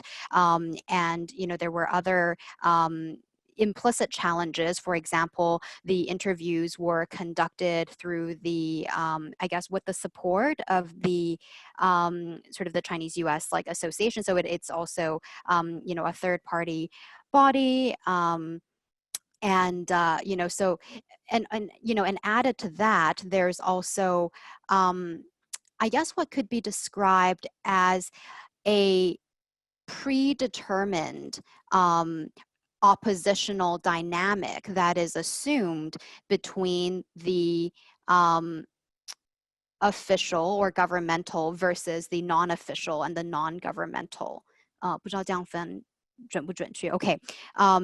So they of course, even though the introductions are being made, you know, through official channels to certain artists, they do have the opportunity, the scholars have the opportunity to encounter other artists. But in any case, you know, descriptions of this period in art history has never been that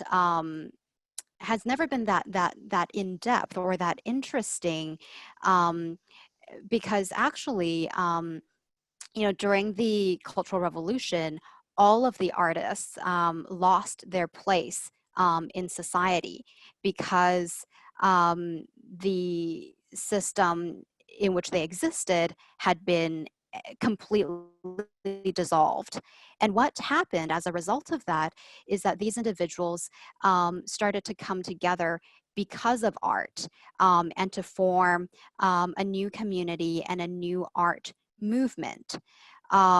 So this historical research opened our eyes to how we need to enter the individual experience and the relationship between one individual and another, and how these types of encounters and collisions then become a catalyst for greater creativity or for the emergence of a new art practice.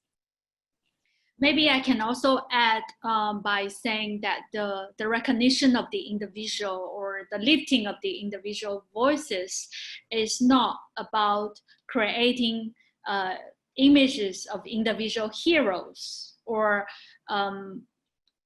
erecting kind of monuments to specific individuals.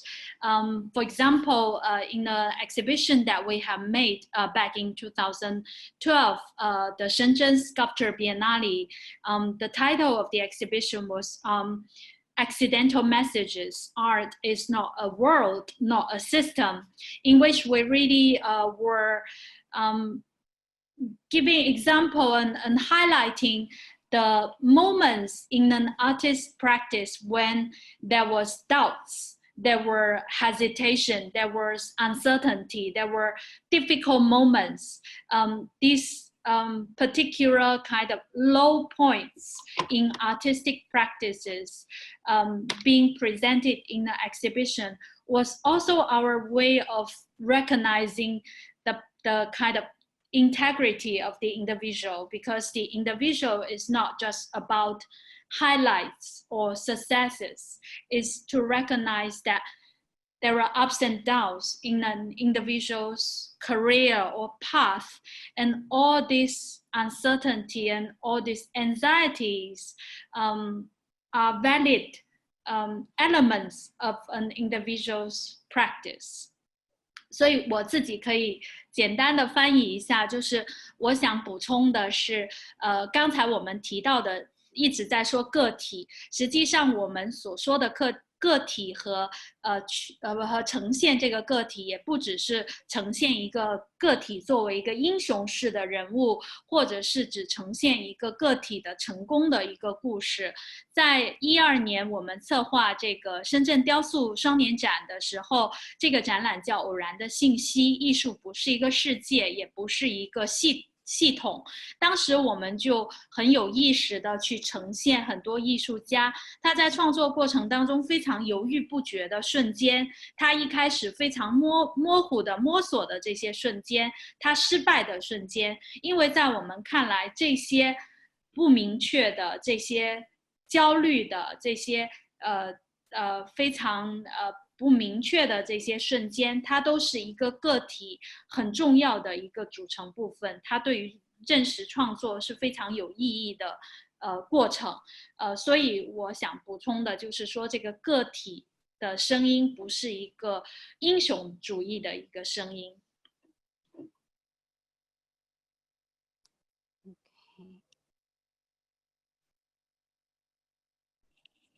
Henry, do you want to ask any other questions from the audience?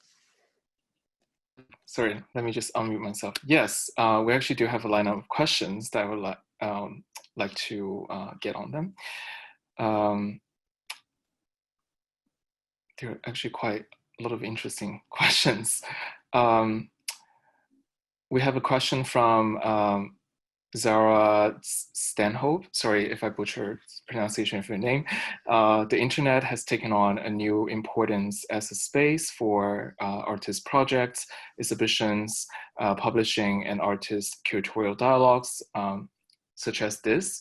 During isolation, do you see this happening in China? If not, what is at stake for the arts in China in regard to issues of freedom of speech? 那我稍微翻译一下这个问题，就是Zara 他说，互联网现在对于一些艺术家的项目，还有展览，还有出版，还有包括艺术家跟策展人之间的沟通，的对话，就是通过网络，它已经成为了一个有一个新的空间去展示，然后特别是在这个隔离的这段时间，那你们觉得在就是中国有就是有没有一些这样也同时在中国发生吗？因为可能我们的语境会是基于非常西方化的一种想法，包括我们像我们做这一系列的讲座，还有一些也许是在线的艺术家工作室访问啊，像这样的一些。那想知道说在中国有没有就是这样类似的一些在线的活动？If not, what is at stake for the arts in China regarding to issues of freedom of speech? 然后说如果答案是否定的话，那对于在中国的艺术对中国的艺术来说，在这个言论自由的方面上有哪一些逼迫？There have been a lot of online activities in the Chinese art communities as well. Many art institutions and individuals create platforms to continue exchanging ideas. In terms of freedom of speech, I would say that it has not changed much, but again, it's up to the individual to find ways to continue communicating and putting forward thoughts and ideas. But having said that, I would say that it's not the most ideal context to activate and to encourage free thinking and very active kind of intellectual activities. So this is absolutely the reality that we are dealing with. 我可以简要翻译，就是我说我们在中国的艺术界也有很多线上的活动、讲座、交流，这样的可能性，然后提到这个就是表达的空间的问题，我想这不是一个最理想的一个语境来进行这个非常自由的交流和活跃的思想的生产，这是非常不幸的一个情况。但同时，我们也在试图去寻找突破的可能性，也许很小，但一定要继续努力。还有一个就是说表达的这个空间的问题，我觉得也是我们要思考的一个问题，就是说什么是自由的空间，在今天尤其要再被检验，尤其要再被检验，那就是我们如果说是一个自由的空间，是基于某种价值观的自由空间呢，还是说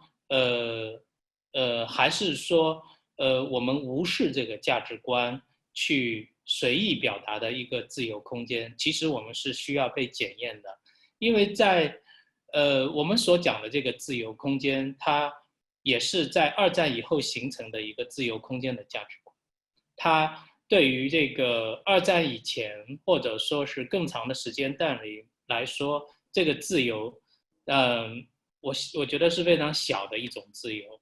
它跟我们今天讨论和提出的这个自由的这个词一定有很大的这个差异。所以在今天我们要问这个自由的问题的时候呢，首先我觉得还是先要检视我们是出于在一个什么样的价值观所提出的这个问题。我相信这对于中国的创作者也好，对于美国的创作者，对于欧洲的创作者都是需要进行反思和思考的。In terms of the spaces of expression, the question of what is a free space must also be re-examined. Are we talking about a free space that is based on some predetermined value system or paradigm that is established only after World War II? I think the world before World War II compared to the world before World War II, the freedom that we talk about today must be a very small freedom or a very minor freedom in relation to the meaning that the word carried in a prior moment of history. And I think it is important, for us as artists, curators, and art professionals, to question what we define our freedom against, or what kind of value system our definition of freedom emerges out of, before we start to make assessments, about the amount of levity that we're given, to be able to speak.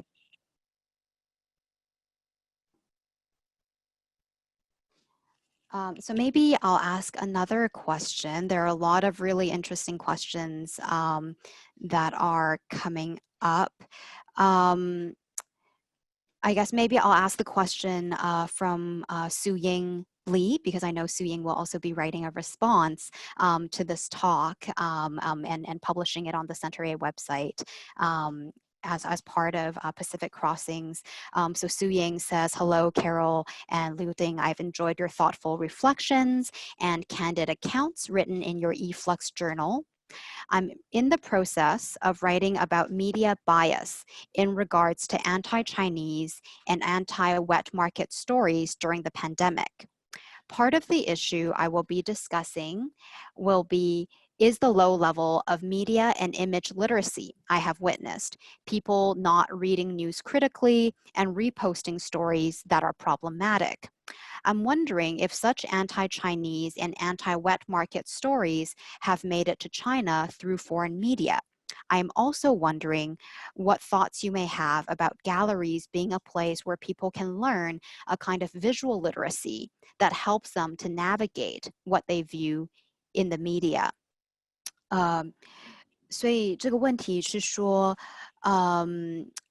就Su-Ying Lee他说，我现在正在写一篇关于媒体立场，就是说在对就是反中国人而且反传统市场的一篇报道，尤其是在疫情期间。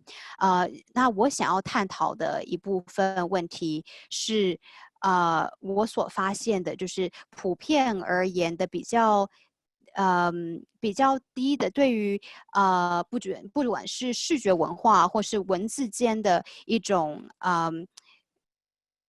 诠释的问题，就是可能个人比较没有办法以比较精准的一个尺度去衡量这些消息的来源，可能会很容易的就相信了媒体的言论，并且把这些就是报道转发给别人，然后造成某一些言论的proliferation，就是它的加速扩散。我想知道这些故事这些媒体故事是不是也透过外界传媒传到了就是中国，我也想知道就是你们就是关于，就是说，在你们的看法里，画廊和艺术空间是不是有潜力可以成为一个普遍提升大众对于媒体报道的analysis， 应该是评判的技能的一个空间？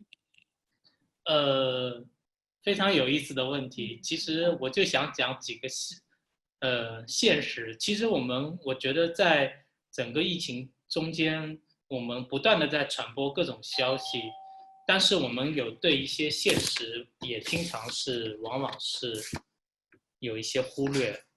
我觉得这非常有意思，就是关于就比如说这个也讲的这个野生这个比较低的菜市场啊这些问题。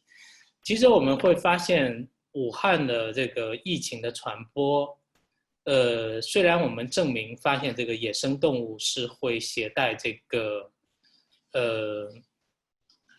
病毒，传播给人类，但其实至今我们都没有找到底是什么野生动物传到人，到底是穿山甲还是蝙蝠还是其他的动物。那它形成了一个普遍的一个灾难，就是在中国南部饲养野生动物的这些养殖场全部倒闭，所有的动物被宰杀。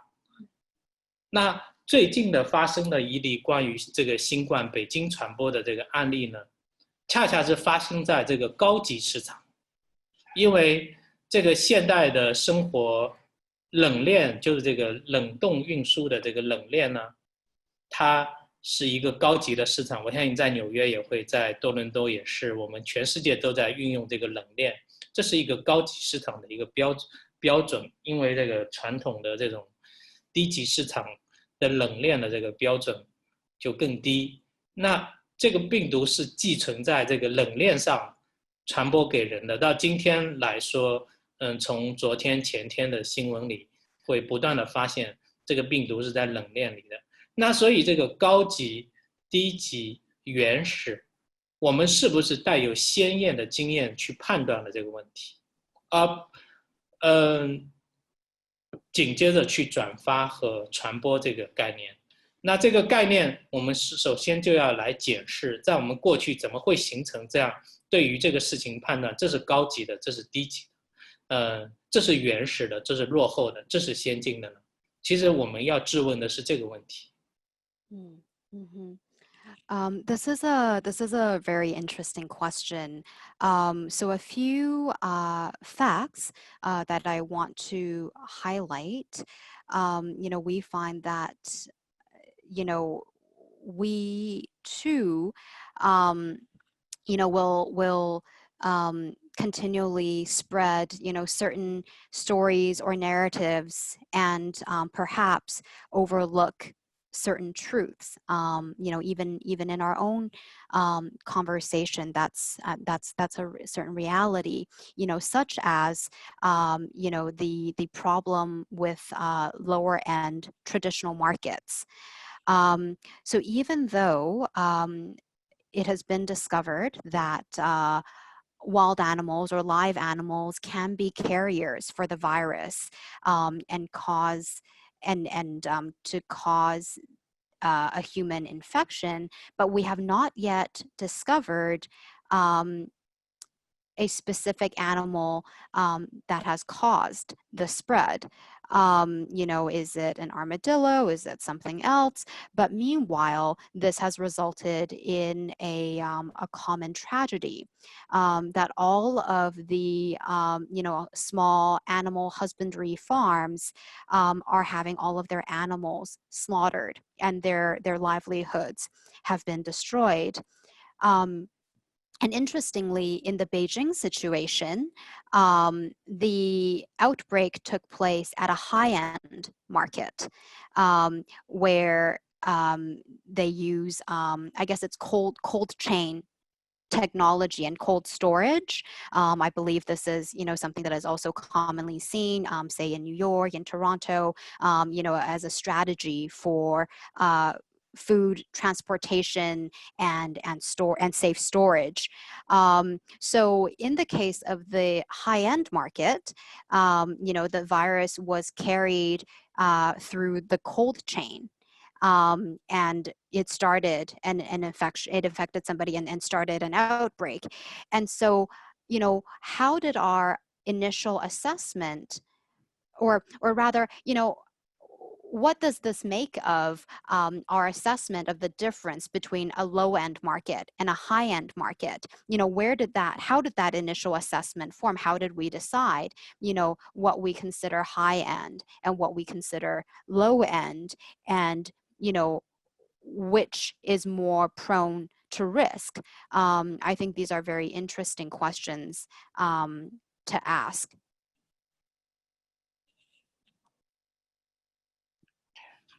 然后我其实想问一下，这个词就是冷链，指的是就是说，从这个食品从它开始生产到它整一个到这个食用的这个过程，指的是说它都在保持在一个就是低温这样环境下的一个链条，对吧？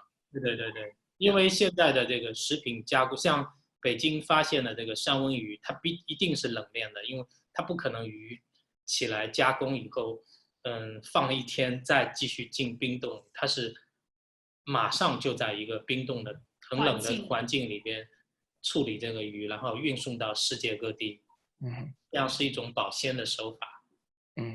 那事实上它这个中间的这个，它因为这个冷链它是助长了这个病毒的这个保存。如果病毒在这个自然的空气，假如说是它能够，如果是金属表面是有几天的存活的时间，这个冷链这个病毒在下50度以上，好像是能很久很久的保存。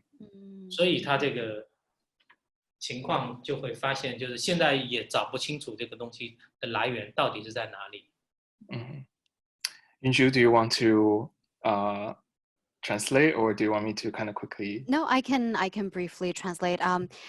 So I think so Henry was just asking a clarification about this idea of the cold chain. That it is a technology for the conveyance and preservation of food in low temperatures to prevent produce and animal goods from spoiling.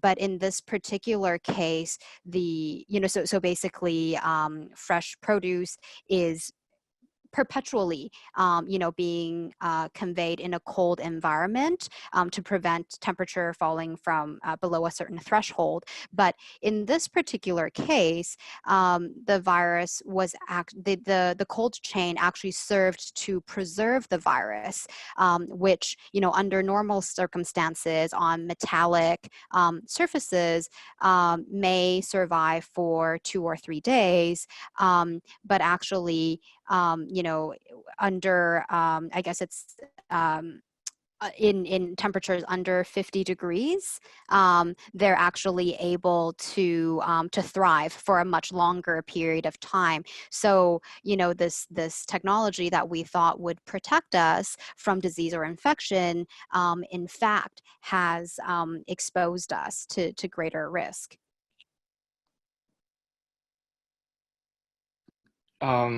Thank you. And another question from the audience from Alvin Loy. Carol, sorry, let me click this. Carol and Mr. Liu, thank you for sharing your moments and analysis of life in the pandemic.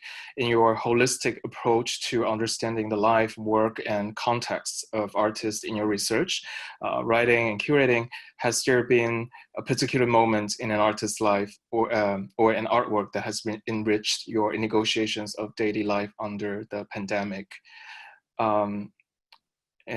那我稍微翻译一下这个问题，就是说谢谢Carol 跟刘老师的分享，就是说在这个疫情下的生活的一些时刻，还有对在生活上的一些分析。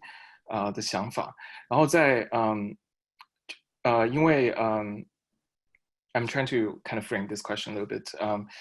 因为Carol 跟刘老师你们的实践就是会去了解比如说艺术家他们整体的一个实践，就是通过一个比较全面的方式去了解他们的整一个创作，还有他们展览啊，或者是一些其他的环节，所以是从比较全面的一种方式去了解一个艺术家的实践，然后这在你们的这个研究啊，然后文字啊，还有这个策划作品的项目之中都有一些体现，就是去我觉得他们也是refer 到了这种将这种抽象化的高度抽象化的整体，然后去破解这种整体，然后去回到一个本身的一个立场，然后还有个人化的这样的一个范围内语境之中。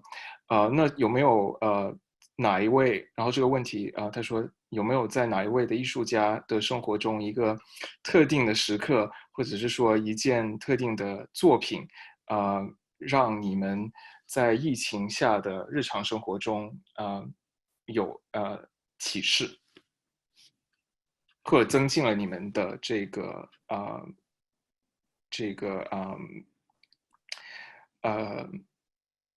讨论的方式？我觉得有一件作品可以非常有意思，可以值得讲，就是库尔贝的一件作品叫画室 Studio。里面画了他在中间，然后呢，周围是各个阶层的人，有农民，有普通的人，有这个他的模特儿，如何我可以分享给你，你把它分享到这个屏幕里，可以吗 ？OK， 觉得可能有意思啊，这个作品，找一找。找到了，我给了。OK， 好了，收到了吗 ？OK， 稍等，我把这个打开。So we're just going to share an image of an artwork right now. Okay. Share screen. Oops. E. Here. Okay. Share。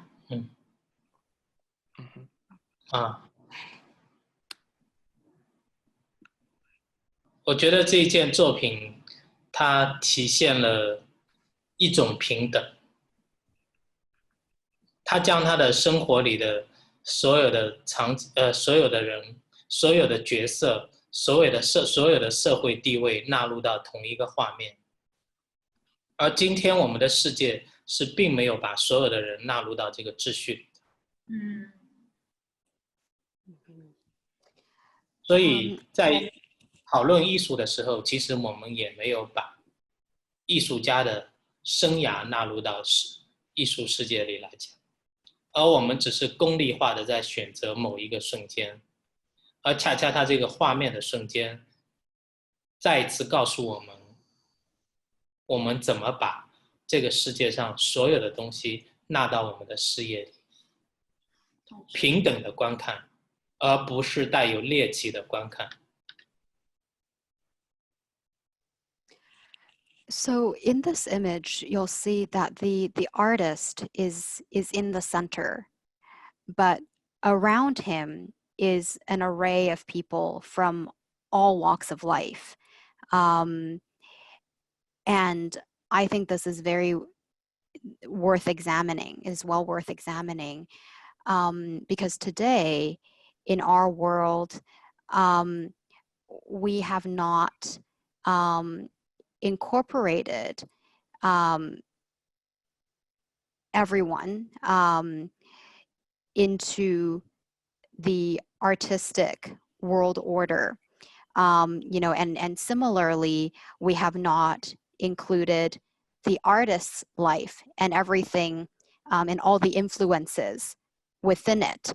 Instead, what is often done is, a very selective and even utilitarian, strategy of selecting or extracting specific slices of work from what is a long trajectory. But rather than sort of taking this utilitarian approach, we support a view where every aspect of the artist's life and the artist's work is viewed equally and valued equally without judgment of, without value judgments of good or bad or successes or failures. 这样解释对不对？对吗？对。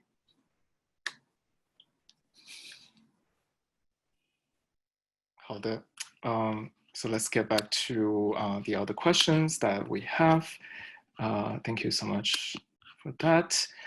And we have a question from Joanne. Sorry, I really bad at pronouncing people's names.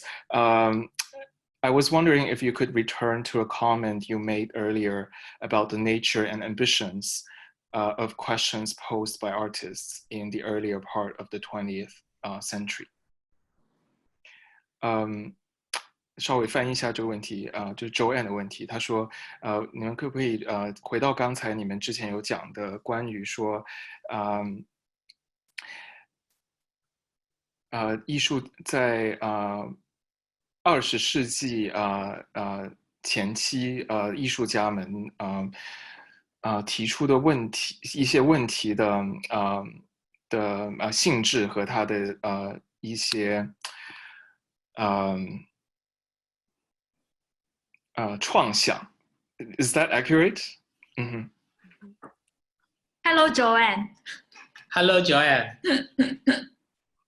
你回答了。我不知道 Joanne 问的这个问题，20世纪初期的艺术家的畅想，它是指的是欧洲的艺术家，还是美国的艺术家，还是中国的艺术家？这是很不一样的景观。比如在欧洲，法国和德国的艺术家的想法跟意大利南部的艺术家是不一样的，所以应该是指的是哪里？ So I don't know in Joanne's question whether you're referring to artists in the US or European artists or Chinese artists, because it's a very different vantage point depending on which geographic region we take as our starting point. For example, even in Europe, between the artists in France and the art movements in Italy, there are quite significant differences. So I'm wondering if you could clarify which region or which groups of artists you're hoping us to address through this question.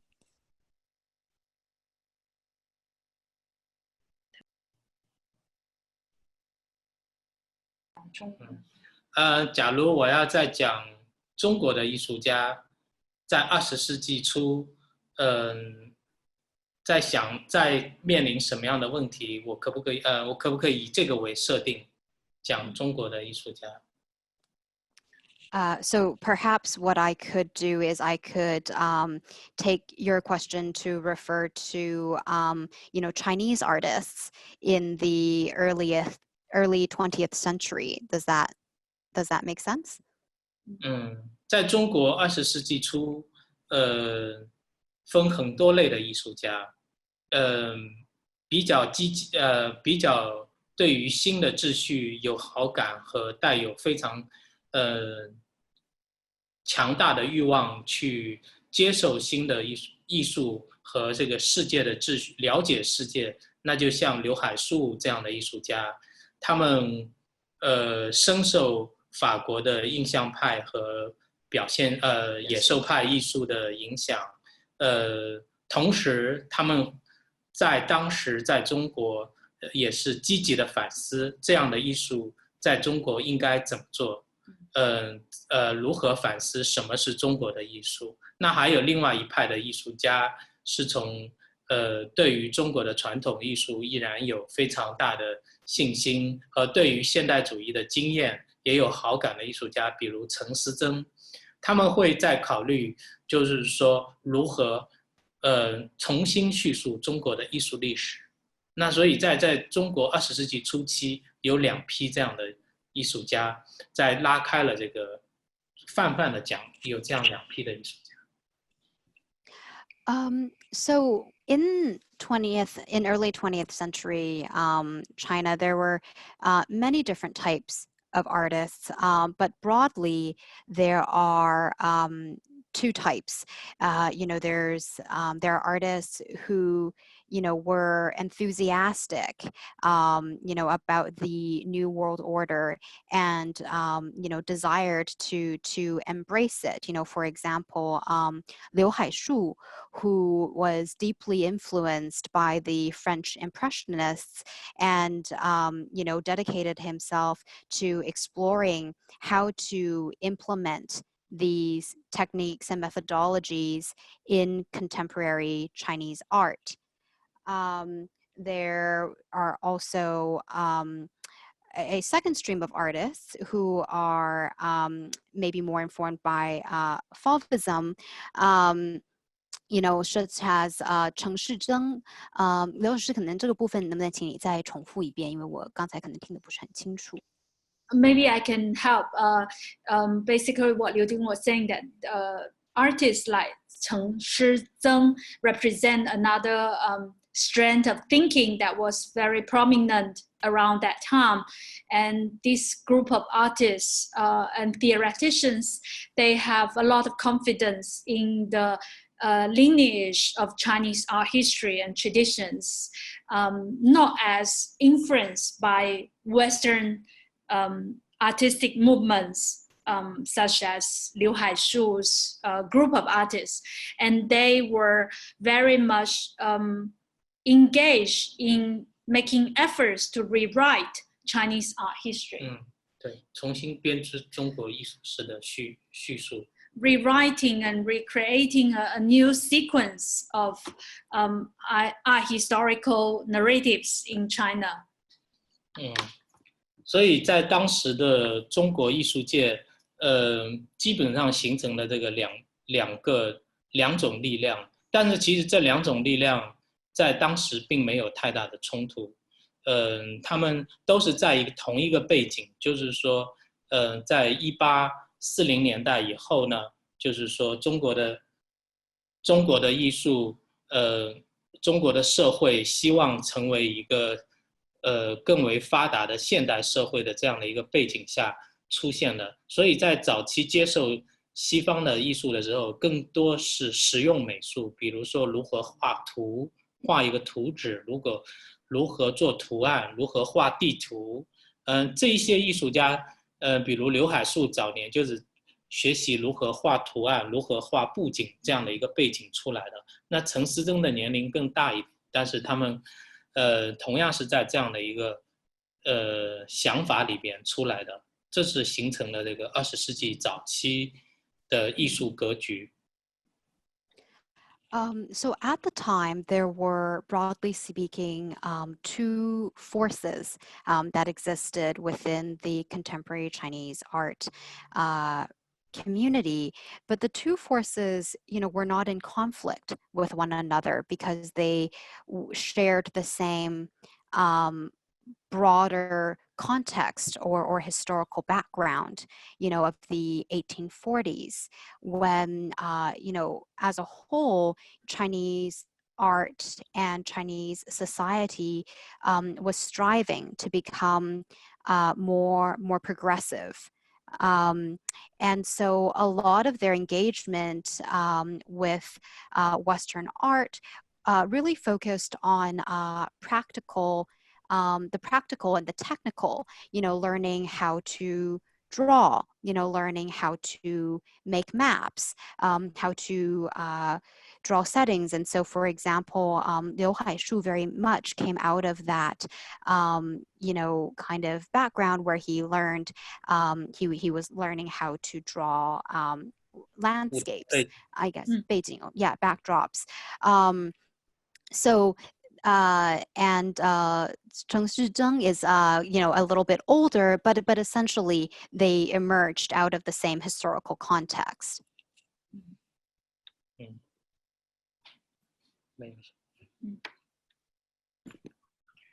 Thank you so much. I wonder if there are any other questions from the audience. And if not, I would like to just kind of wrap up with maybe just one or two more questions. So I was wondering that Carol and Mr. Liu, and I guess at this point of the talk, I would like to ask, so what are you thinking about, let's say, the outlook for the sort of the arts ecology in China in the coming, in the next few years, and how that perhaps in a way changed or not your current research? Mm-hmm. 那我刚才讲的是想问一下刘老师跟 Carol， 就是那对还是回到可能一个未来的这样的一个环境之中，就是说那在接下来的几年，你们觉得说在整个艺术生态会有哪些变动，然后还有包括就是对你们自己本身的实践的一些影响吧。Okay. Maybe I can do a little bit of advertisement for the Inside Our Art Museum. Basically, I feel that at the moment of increasing separation, like what we are experiencing right now, it's more and more important to actually find ways to continue to share ideas. Even though physically we cannot move around, we need to keep a certain mobility of ideas. So specifically, it's very hard for me to speak on behalf of the art industry in China, but specifically in the case of the museum, what we have been trying to do is to get publishing going as an important strand of the museum's daily practice. We are not only trying to publish ideas and writings by Chinese artists and writers, thinkers. We are also trying to translate them into English and make them accessible to a broader audience outside China through the internet platforms. And I feel that is a very important momentum that we have built up in the museum. In the past few months during the epidemic, we have been doing a lot of editing and translating, and we are soon launching these writings on the internet, sharing thinking that's happening inside of China, reflecting on the conditions and concrete encounters that we are experiencing here in order to enter into a more nuanced and sophisticated conversation like what we have been trying to do here today. 我可以先说说，就是说，可能在接下来的这个几年里，也是在过去我们几个月慢慢在中间美术馆，比方说尝试开始更多的做的事情，就是把在中国的艺术家、策展人、思想家、作家不同领域的这些思考者，把他们对于中国的这些想法、研究、思考的成果呢分享出来，通过出版，通过翻译，便把这些想法在我们物理上不能旅行和交流的情况下，让我们的想法能够继续保持对话和保持交流，而且让这些对话呢更具体，更复杂，就像我们今天尝试在这里做的一样。Okay. Thanks so much. 刘老师有没有什么想要补充的吗？没有。Is there anything else to add? I think that's all the questions that I have, and I really appreciate the very thoughtful questions from the audience, and also the very thoughtful answers from Carol and Mr. Liu as well. And thank you so much, Yun-Jou, for translating live. It's certainly not easy, and then I appreciate how we touch on some of the points that are really relevant and crucial to some of these current discourses. Do you have anything to add, Yun-Jou? No, I mean, yeah, like thank you, Carol, and thank you, Mr. Liu, for your comments, and yeah, Henry, for bringing us all together through Pacific Crossings and kind of, moderating the conversation and guiding us through this process. It's been really, really wonderful getting to work with everyone. Yeah. And one more thing that yes, I would argue that today's conversation is very meaningful, especially when Yun-Jou is translating for us from Taipei, and it's for efforts like this, we are all making an effort to make these conversations and thoughts flow more easily, but this would not have been done without the amazing translation like what Yun-Jou has been doing. So thank you from both of us.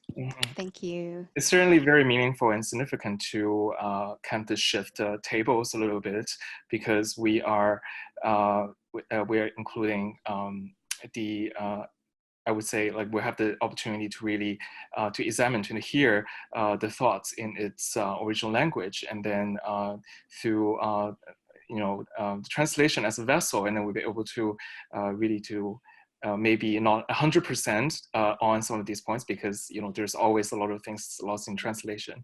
I mean, just in general, but I think it's a great effort to kind of like a collaboration between some of these different streams of thoughts, for sure. So thank you all for this very, I would say very beautiful exchange, actually.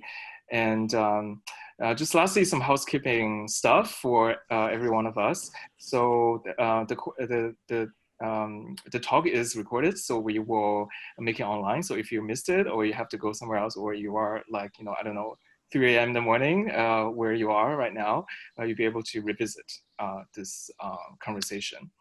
And please also stay tuned for the part 3 of Triangulations by Pacific Crossings, organized by my colleague Edison Collins. And I will see you online, and hopefully we can connect further and with everyone. And then I'm sure this is such a extraordinary time to be together. There's some very unique challenges, but also I'm glad that we're able to be here together. And take care. Take care. Yeah. Yes. Stay healthy. Everyone. Stay well. Okay. Yeah. Bye. Bye. Bye.